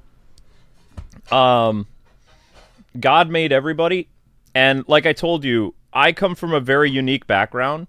I have a very religious side of my family, and I have a agnostic and atheist side of my family. My Portuguese side is not very religious. They say they're Catholic, but I don't know. And then most of the people that they marry are atheists. They're very nice people. I get along with them fine. I've known them my whole life. My cousins are really cool. They're secular, though. And then on my other side, I have a lot of religious family. And they're very different than my Portuguese side. Thanksgiving on the religious side is a lot of arguing.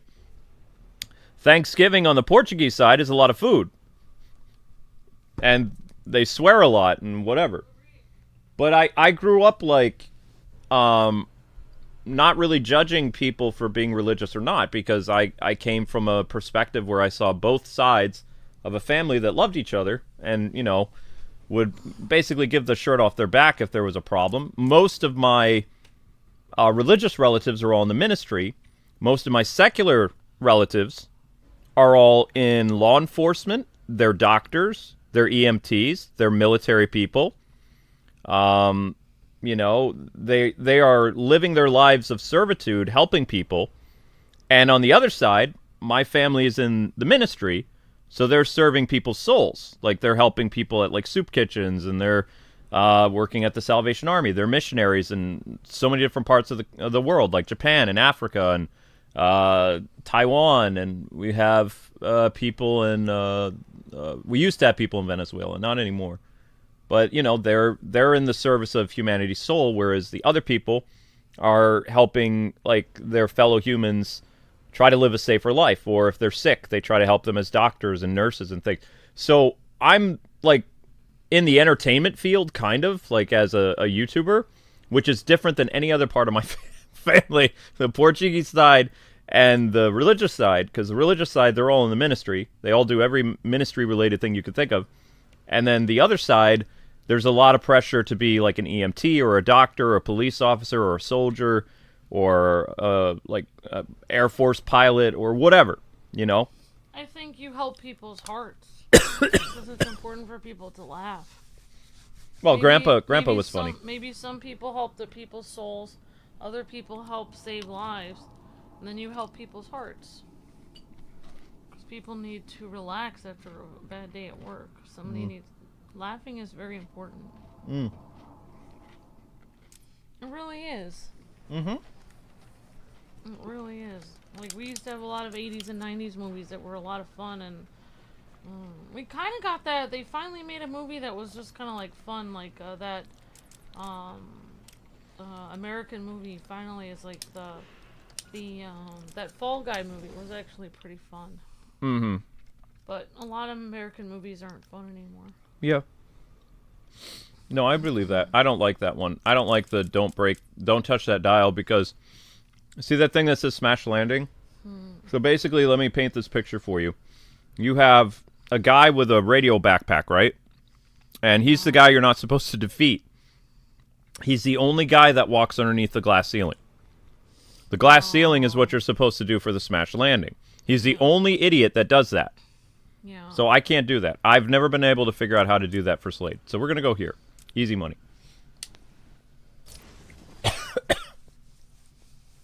Yeah, it's like most people are either grow up in a religious or non-religious family. It's hard. Not a lot of people. Well, some people have both, but a lot of people don't have both sides. Yeah, that's why it was always, you know, it was different for me, because it's like, I always thought I would get in trouble too, but I never got in trouble. Like, my Portuguese side always, like, were very nice to me. And for how I see it, it's like, I see it like The more the you have merrier. people that don't believe in God, but they are very kind and helpful to people. For me, how I see that is like, well, how is that possible? For me, how I see that is like, God made everyone, so he put something in people's heart where they want to, you know, try to be a good person, I feel like. That's what I really believe. Oh, I have a story. So when I was a kid, the house we lived in, my grandpa's house, was kind of falling apart. There's an old house from like the 1910s or whatever that we were trying to modernize. And my Uncle Dill and my cousin Jimmy and all these other people, you know, the Portuguese side, smoked, drank, very loud, very, very loud family. They were into carpentry, and my dad had a job where before he got into the ministry, he was a carpenter.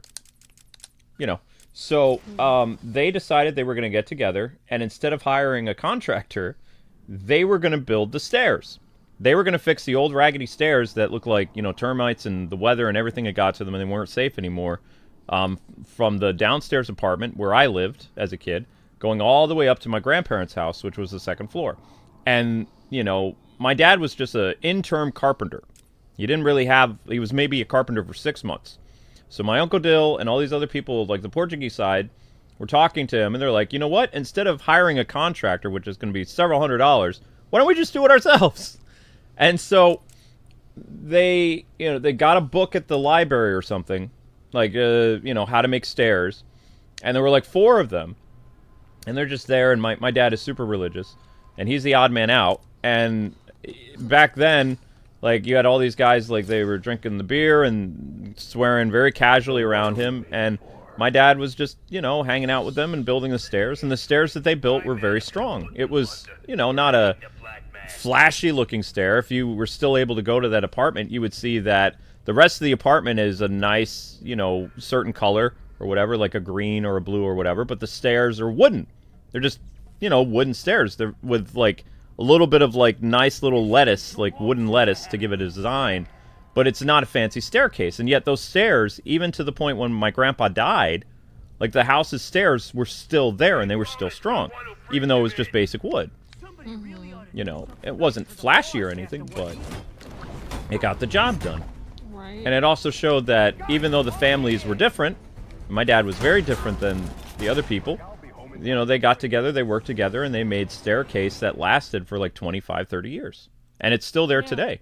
Yeah, I mean, that's what I learned growing up, too. Like, that was one thing my grandpa really instilled in me, because most of his friends were Buddhist, and he was Christian. And then, like, he basically explained to us kids when we were little, he said it all the time, like, he said, you can't expect someone to respect your beliefs unless you are willing to respect theirs first. Like, you have to actually respect that they believe something different than you. So what are we waiting And it's for? Like, a lot of people around me wouldn't believe that. Like, they would see, like, an idol, a Buddhist idol or something, and they'd be like, I'm just going to throw this in the trash, or I'm going to be disrespectful, or I'm not going to listen to them because it's not real. But unless you can respect their religion, how can you expect them to respect yours? You actually have to respect the other person's belief system. That's what my grandfather believed. And that was really important, because that's what I've always, that's what I always lived by. I try to do that, because it's like, it's like, why would I expect somebody to be like, oh, you're not respecting me, because I go to church and stuff. But if I'm not even willing to respect what they believe, or if they're an atheist or another religion, then why would I expect them to give me the time of day? Like, I have to treat them the way they would, that I would want to be treated. Well, as an American, like, everybody is different.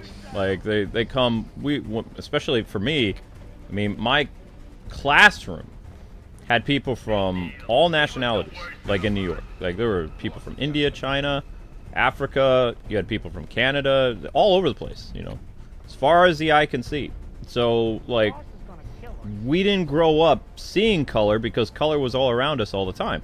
It was just how it was, and everybody acted the same. I mean, we had different interests, obviously. I mean, there were some people were Marvel fans, some people were DC, some people like Sega. You guys were all East Coasters. Yeah, we were all East Coasters, and we all came from different parts of, like, whatever part of the city we lived in. Yeah. They had, like, a common bond together. Yeah, because we're all New Yorkers. Exactly.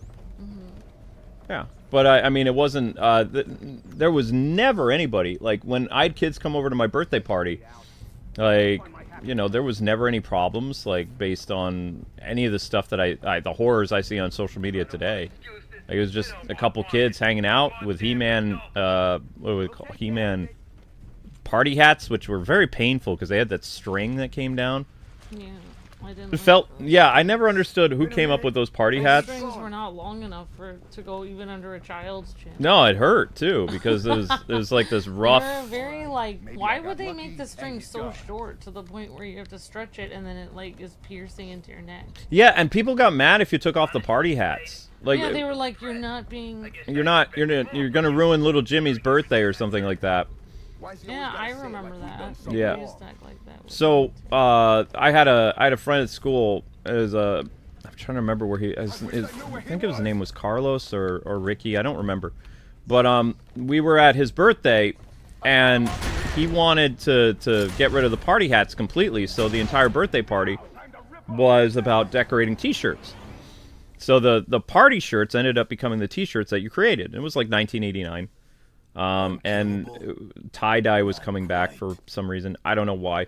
But, like, we were putting all these weird patterns on the shirts, and instead of wearing the terrible party hats with that horrible string, we were making T-shirts. My T-shirt came out horrible. But oh, tie-dye? I think that's what it was. Yeah, they were kind of like tie-dye shirts. Tie-dye was making a comeback in the late 80s for, like, a year or two, and then it stopped. And it was just, like, not popular anymore. Because tie-dye was very popular in the 70s and stuff like that, so... You know, obviously, the hippies wore that stuff. So in the late 80s, it came back for, like, one year or something like that. It was starting to come back. Yeah. But it didn't last. And my shirt looked terrible. You know what my shirt looked like? My shirt looked like something out of, like, a Tide commercial. Like, where the shirt is so dirty, and you need to put, like, the bleach in to clean it off. Like, it didn't have a nice pattern at all. I think I did a tie-dye shirt once that was really good, but it was because somebody helped me do it. And you have to wring the... You have to, like, twist the shirt so tight, and then you have to put it in a circle, in a loop. Then you have to take the rubber bands and rubber band it. Then you dip it in the dye. But you're not supposed to have it soaked in the dye to the point where you submerge it and then you get color on the whole thing, because then the problem is then you basically just dyed the shirt all one color. Which is usually what happened to me, is I would just soak it. I'd be like, I'm gonna make sure this gets... Then what would happen is the shirt would come out and it would just be one color with tiny splotches that looked like it just got ruined in the wash. Basically, that's literally what my tie-dye shirt looked like. Grapple an enemy and pull him off a walkway? How in the world are you supposed to do that? I don't know how to do that here. I don't think you can do that here. Yeah, my grandfather always told us that he would go into a lot of temples and stuff, and for most people that were Christians, they would be like, oh, I'm not doing anything, but, you know, he would take his hat off and he would be respectful. He would take his shoes off if he had to, like, he wouldn't, like, if he felt, he wouldn't, like, worship other gods, but he was respectful of other people's belief system. There's a difference between the two. There is, You can be respectful to somebody else's belief system without worshiping the same gods as them. Exactly. Most of my family didn't get that. But I spent a lot of time with my grandpa. Well, I don't mean to say my parents and stuff didn't get that. I mean, like, the other kids, my cousins and stuff, like, they didn't. You know, there's a lot of... You know, like, there's a huge temptation for, like, Christians to be like, if somebody mentions a different belief system, they're like, well, that's not real. That's not accurate. But it's real to them, though. And yeah, that's not how you... so if you're not supposed to, you can't just say that, because they could just say the same thing about you. Like, yeah, if you're trying to witness to somebody and you make fun of their culture, I mean, like, you're not going to be a very good witness. Yeah, that's not how you're supposed to do that. But a lot of people didn't get that, like, people at school and I was glad that I was glad that my grandpa, who was actually in there. Well, the difference between my grandfather and a lot of other, like, missionaries, though, is my grandfather wasn't really... My grandfather didn't have a degree in theology or anything, you know? Like, he just went to help people. You know what I mean? Like, he helped people with... he was a doctor, so he helped... And that's what I always wanted to do in my life. Like, I always wanted to help people. I wanted to do something positive for people. Because you could tell them, like, oh, God is real till you're blue in the face, but unless you actually do something nice for them, it's not really going to impact them. Like, unless you actually do something kind and add to their life in some way, it's not really going to matter what you say. It's your actions are going to speak louder than your words. So, you know. Well, I'm done talking about random stuff. I'm going to go back and cook this. I wish I had 4 washing... Wait, why is this not working? Oh, because I've been detected. Oh, now I understand what happened. Oh, my socks are soaking wet. I may have to take a nap. Your socks are wet? Well, I mean, there's water coming up here.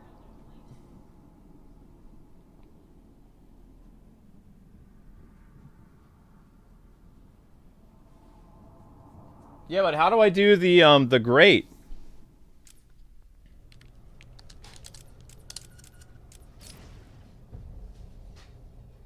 Great. Amateurs. Here you go, man. An opportunity to be the best by beating the best. Yeah, I know there's lots of dishes, honey.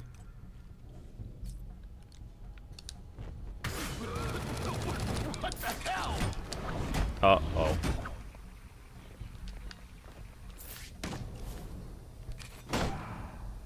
What's that?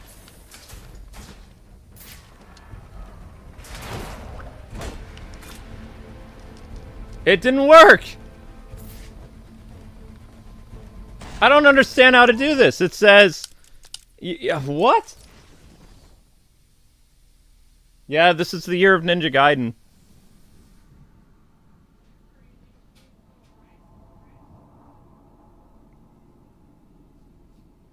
The only way I can think of if somehow you could get that guy over to the grate, but he doesn't walk over the grate.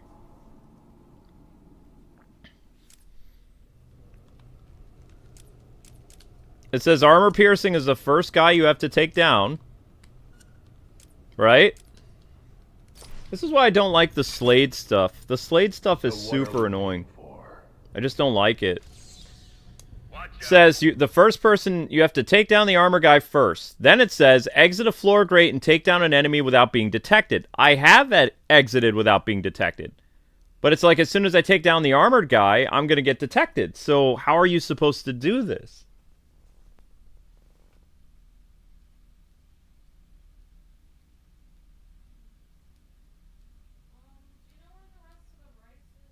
Do I know where the rest of the rice is?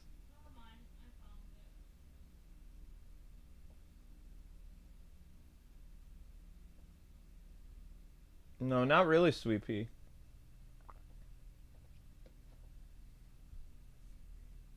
Well, I don't think I can make the rice until I've got a lot of knives I have to wash. Okay, sweetie. Boys, this here is the world's most expensive assassin.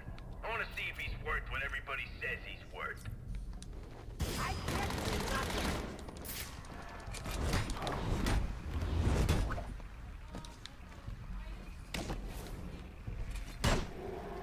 Whoa! Yo, you got company. But I don't think it was right. You know what I mean? You can't do a silent takedown on the armored enemy. It wasn't anywhere near the right today. I lived in the ghetto, which is still nice. People still nice for you. Yeah.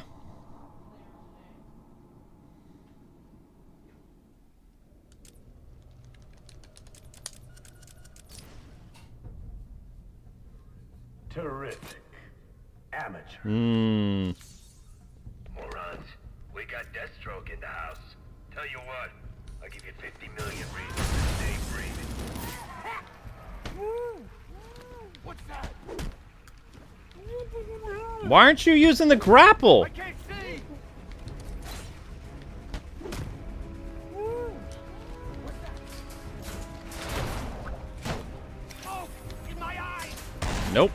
That doesn't work either. It wouldn't do the grapple.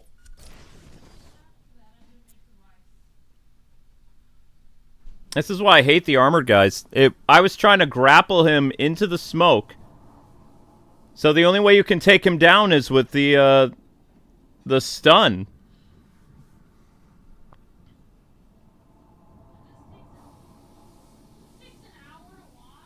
What takes an hour to wash? The dishes? Our dishwasher takes longer than an hour to wash dishes. I can actually Can take up to 2.5 hours. Boys, bring Hmm? me the merch. I want to meet the man behind the mask.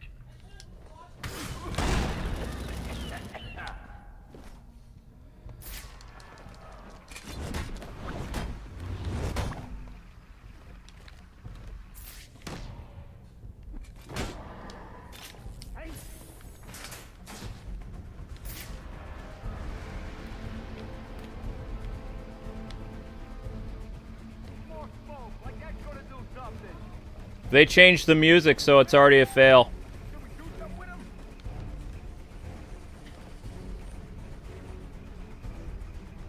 Don't get too cocky, Slade. That's one. Only one. I think it's bugged. I bet he was running home.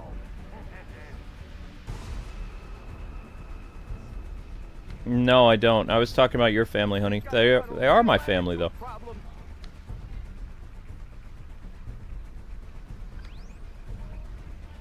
There is Deathstroke. Mm-hmm. Being the best he can be. Hey, just take it easy.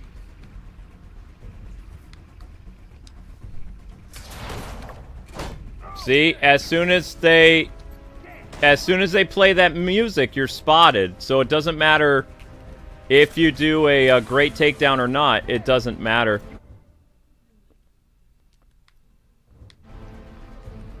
That's the problem.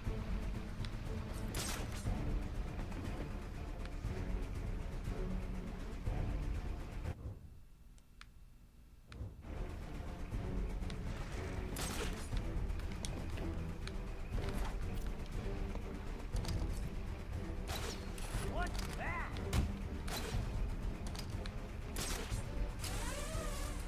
Oh, he had a thing there. Right here. Nuts. Now, time to rip off his mask. Yeah, it's got to be bugged. Probably. I mean, this game has a lot of bugs.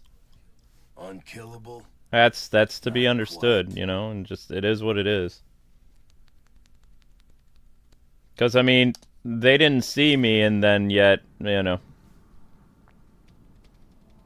What I can try to do is I'll try to come out of the grate and then do a silent takedown and see if it works.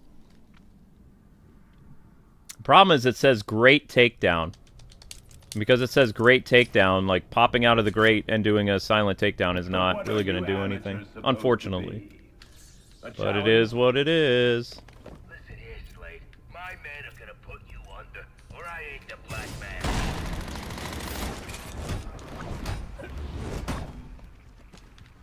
I'm out of the smoke.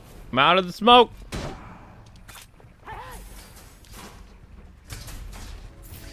Darn it! Stupid guys with eye vision?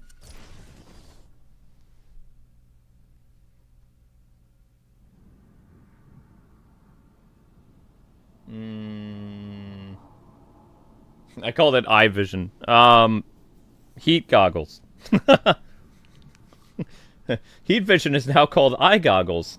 Remember that.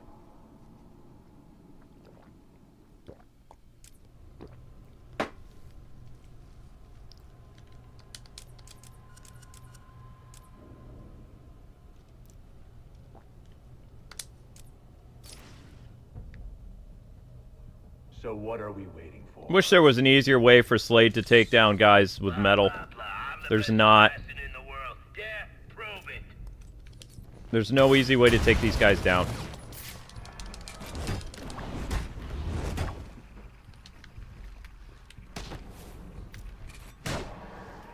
What?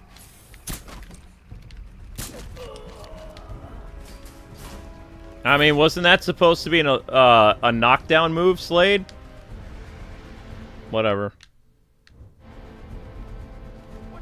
Here we go again. Exit a floor grate and take the enemy down without being seen. Grapple an enemy and pull him off a walkway to take him down. Somebody gonna help me over here? Go find him. Find him.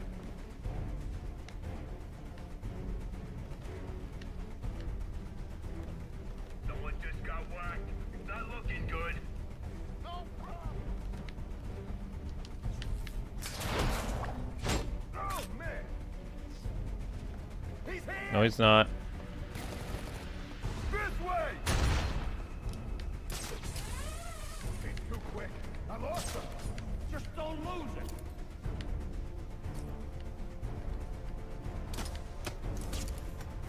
Ah! Who was that? Somebody get there. Help me. No, please. How many guys are left? Yo, my head is killing me.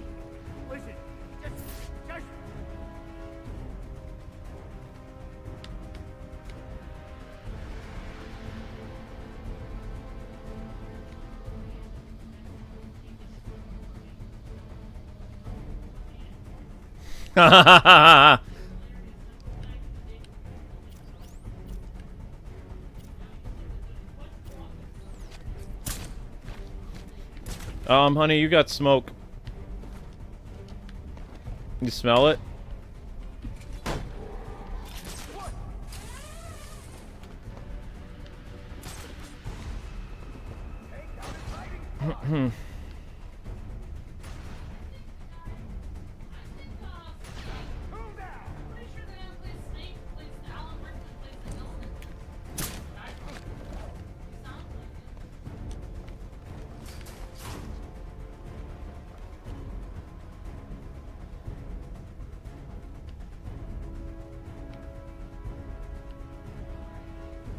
Who's out there? You trying to piss me off?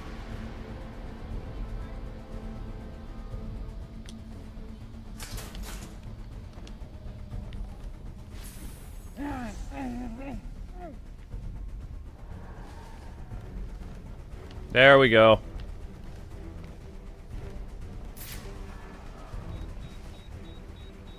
One down. Unbelievable.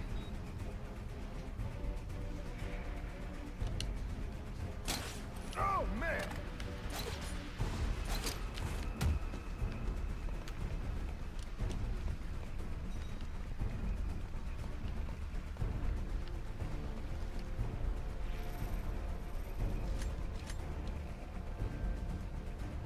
What?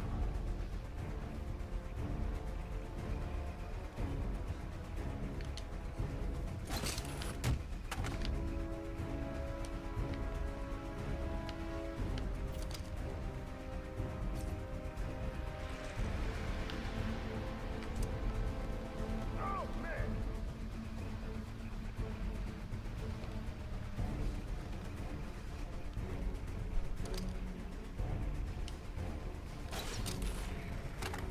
There we go. A little sloppy, but good enough. Good enough. A lot of fail, though. A lot of fail. What is my favorite game from 2004? Man, you guys are making my brain work too early today. 2004?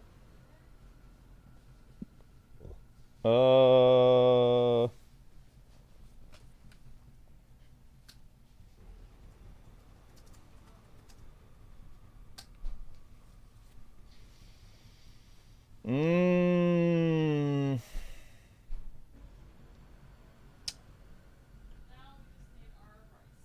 Need for Speed Underground was 2004. That was a lot of fun.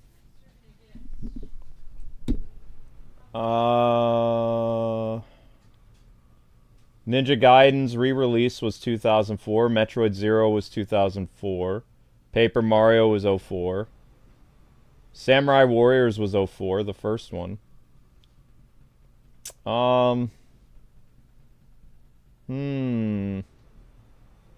Metroid Prime 2 was 04 as well. Was there a Halo game in 04? Oh, The Sims 2 was fun. Spider-Man 2 was a fun game. Well, out of this list, the most... Oh, Star Wars Jedi Knights of the Old Republic. Yo. Ooh, the game that I played the most in 2004 was probably Metroid Prime 2 and Ninja Gaiden. And Paper Mario. I'm probably going to say my favorite game of 04 was Ninja Gaiden on Xbox.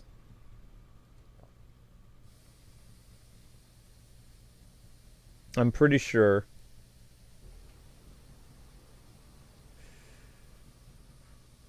I didn't really like the Prince of Persia, The Warrior Within. I like the Sands of Time better. So there was a Prince of Persia game that year. World of Warcraft was that year. I did not get into World of Warcraft. Did not get into Far Cry. Spider-Man 2 I liked. But I spent a lot of time playing Ninja Gaiden on Xbox. And Paper Mario.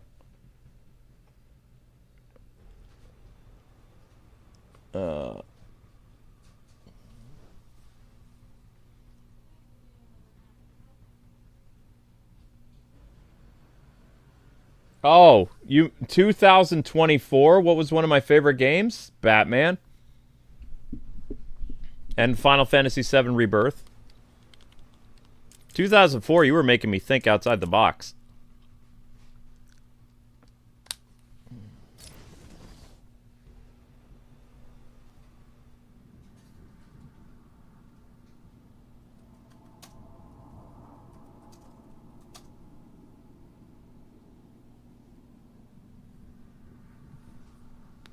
Was my favorite cartoon game? I don't know. You mean a game that has, like, cell shading? Probably Okame or Wind Waker.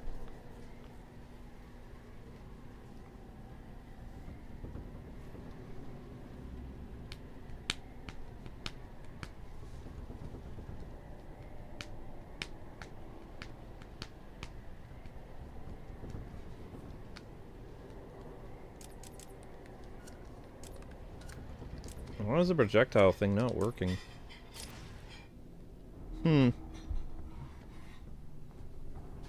Terrific. Okay. During a silent takedown, perform a knockout smash to take down an enemy instantly. Great moves. Actually smell your fear.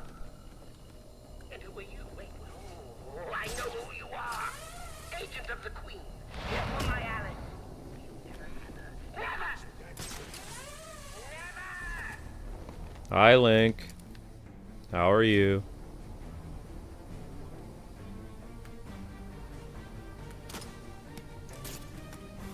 Oops.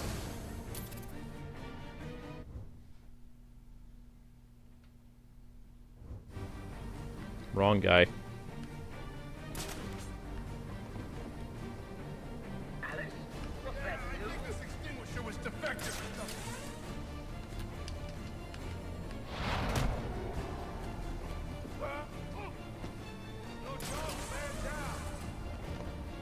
How'd this happen, people?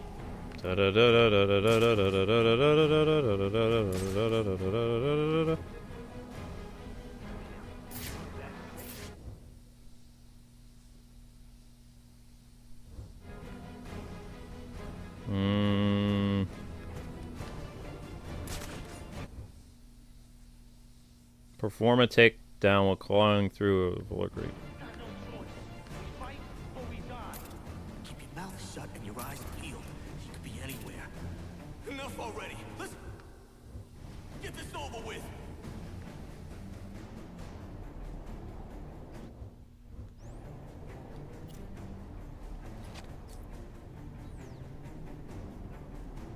I will thank you, Lord Wilson, to leave me some men for my party.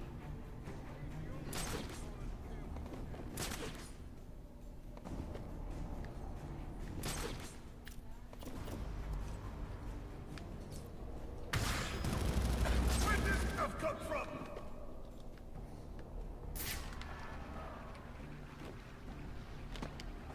I can't see a thing in here.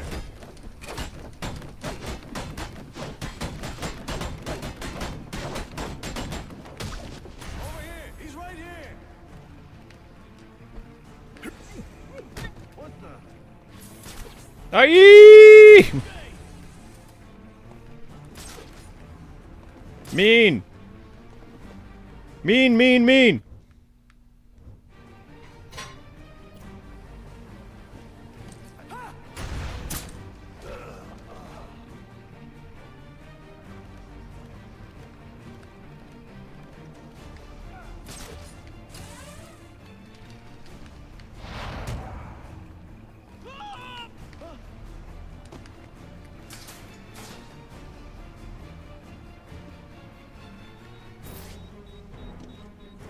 He got you too? This ain't fair. This is entirely not fair. Are you gonna come this way, or are you just... No!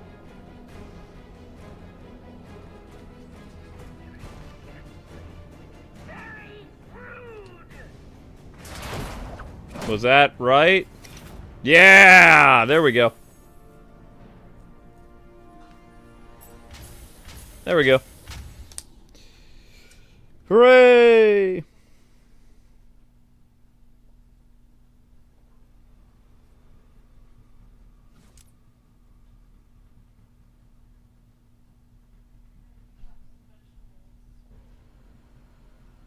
He's scared, lol. Breaking in extreme. Quiet waters extreme. Venting, no. Demolition, extinguished. What goes up? Demolition trap. What is that? Oh. Friends fly free. Silence is golden. Nah, I want to do a combat challenge.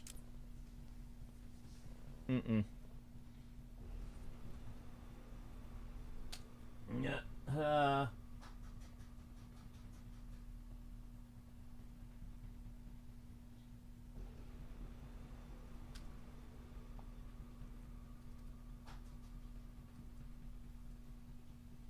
Whoops. Final combat. Combat.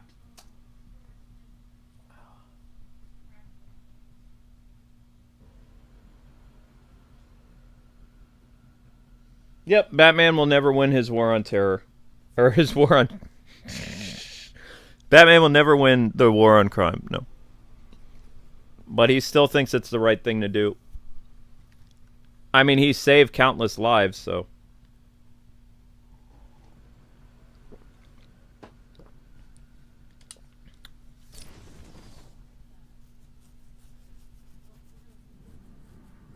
Will we ever get an Origins remaster? I don't know. I don't think so.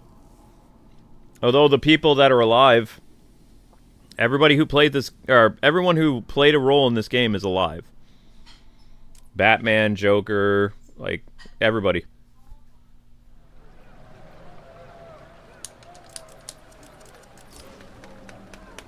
If they're gonna make a remaster, they need to make it like soon, though.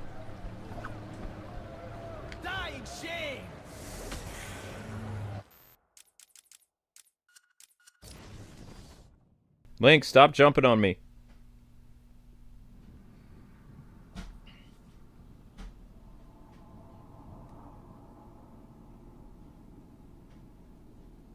Yeah, this game has a lot of glitches. If you want to play a graphically better version of Arkham Origins, you want to play it on Steam. Having problems with your rice cooker, Amber? Not your lucky day, rookies.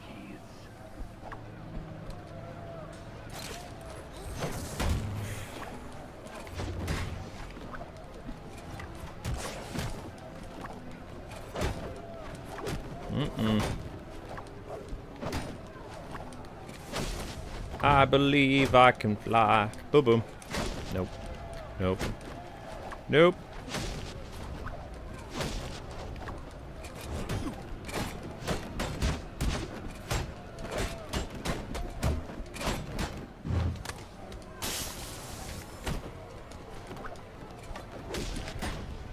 Boink.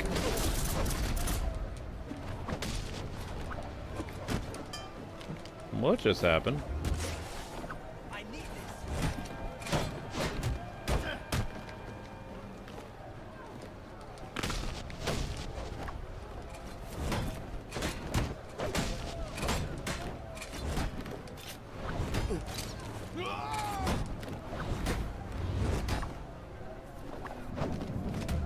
Boink.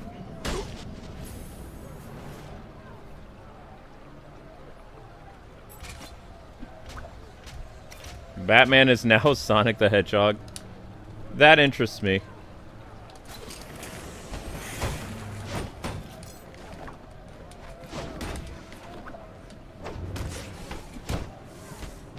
Yes?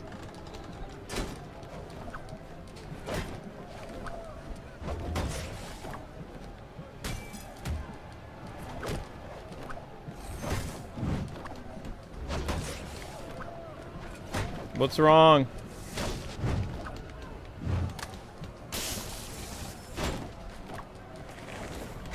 The rice cooker's not shutting?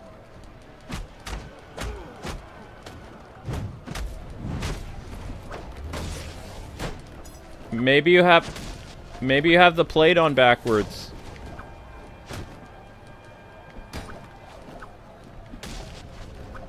Probably.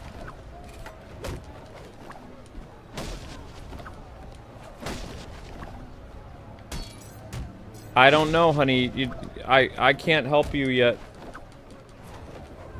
I can look up a solution, or maybe you have... Did you take the top out again? Because I had that thing shut. Right, did you put the top in backwards? Did you put the top in backwards? Okay.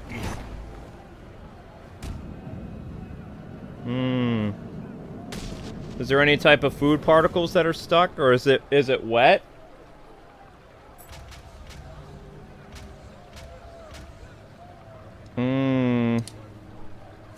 Somebody get him! Yeah, it worked last time perfectly fine, but wasn't it completely dry though? Bane likes us best when we hurt people. Timing. Because, I mean, I just cleaned it and put it back together a day or two ago. It worked fine.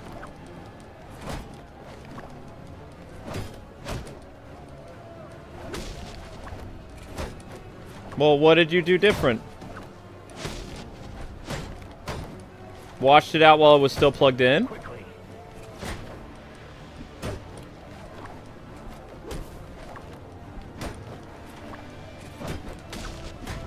Is it wet inside underneath the bowl?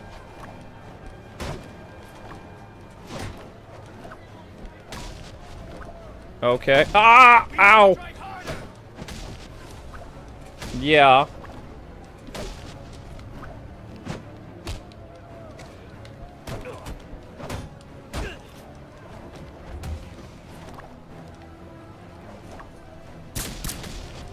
It's shut.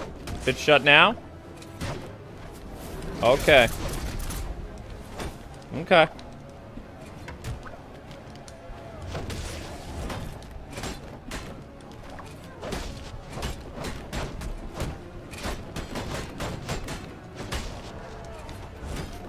Uh-oh, I failed.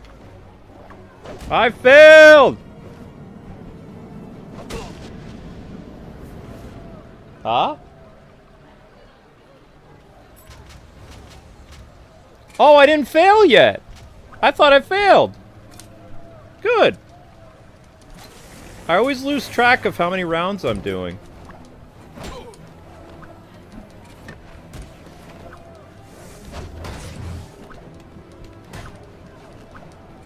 What'd I do now? What'd I do? Break him! ADD?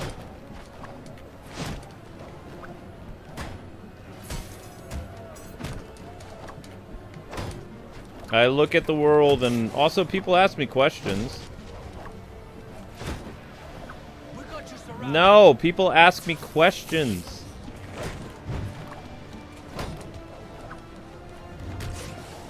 Maybe.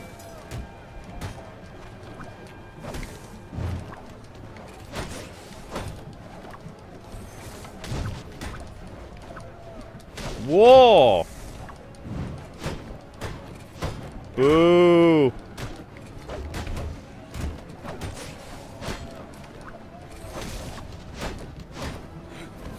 Aha!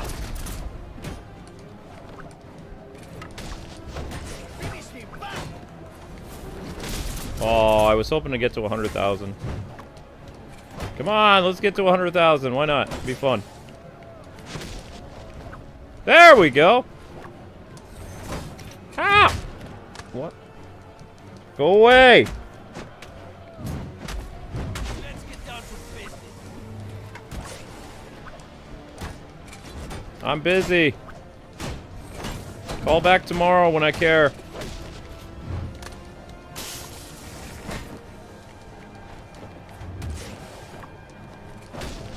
Spoiler, I don't care. Unless it's family, I don't care.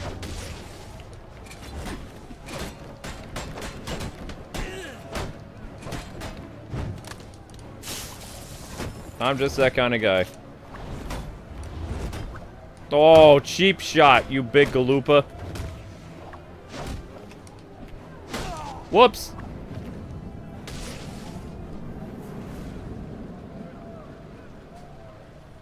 What was that about? I got a phone call. I just don't care who's calling. If it's not family, I'm not calling them back.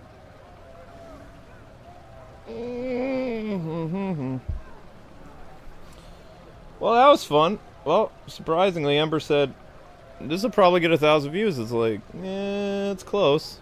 But I'm beat. I don't got anything left in the tank. I'm good. I need to find a way of getting that YouTube short improved. So now I'm looking at the chat. What do you guys want to name today's short that happened that got no traction? I called it Batman Has Hope, Batman Has Faith. The problem is, too, with the YouTube short, is YouTube picked a terrible picture. I picked a picture that actually had, like, some light to it, so people could actually see what it is, and they picked a terrible picture, and they won't let me fix it. So...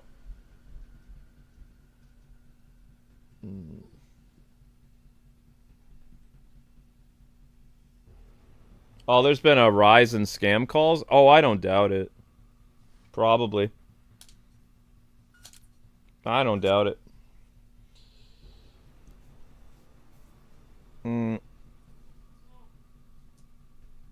I don't like answering my phone in general. I was watching anime on my phone early this morning, so that's probably why my ringer's on. I have an old phone that if you have the sound on to watch something and the ringer turns back on. I've been meaning to upgrade my phone, but I don't want to because, I mean, it's really easy for me to play Android games, and the Android games still work. So me covering Power Rangers or whatever else is really easy because I can put an HDMI into my phone. A lot of phones today don't have HDMI built in.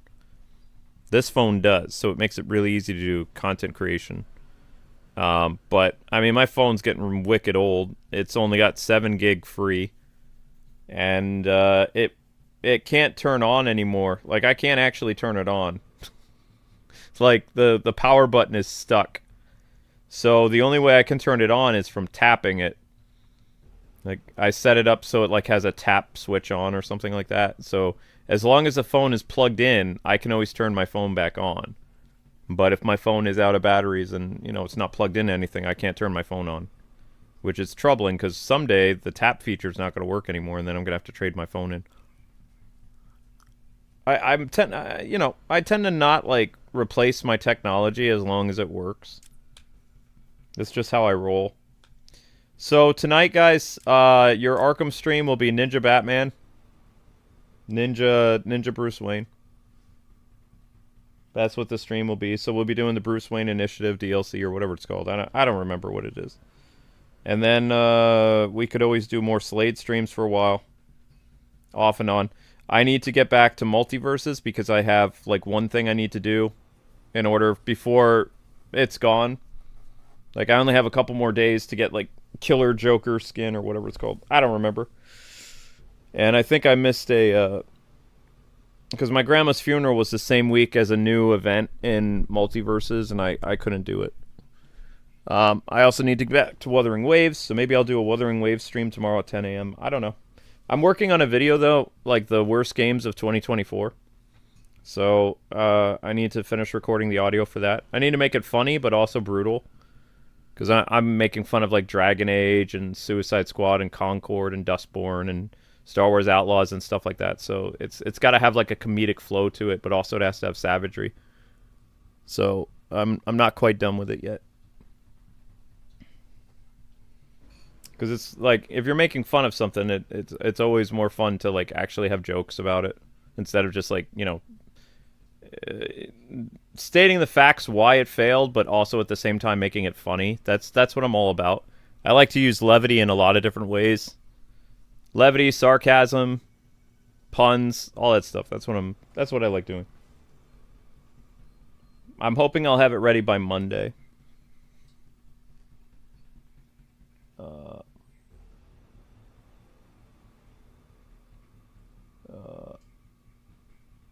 Sci-fi Star Wars, you called it? I don't know. But anyway, I will see you guys later. I don't know if Amber's doing a stream at 2 something or not. She probably is. I don't know what it'll be, though. But I'll be back with Amber at 3:30 for Star Wars. I'm going to write the newsletter now. And then I don't know what the stream is after Batman. But thank you guys for watching. I can't believe we got 1,000 views. Amber was right. So, Amber's always right. All right, later, guys. And thank you very much for the Super Chat. Appreciate that. So we got stream revenue and Super Chat. Win-win. God bless. Happy gaming. See you guys this afternoon.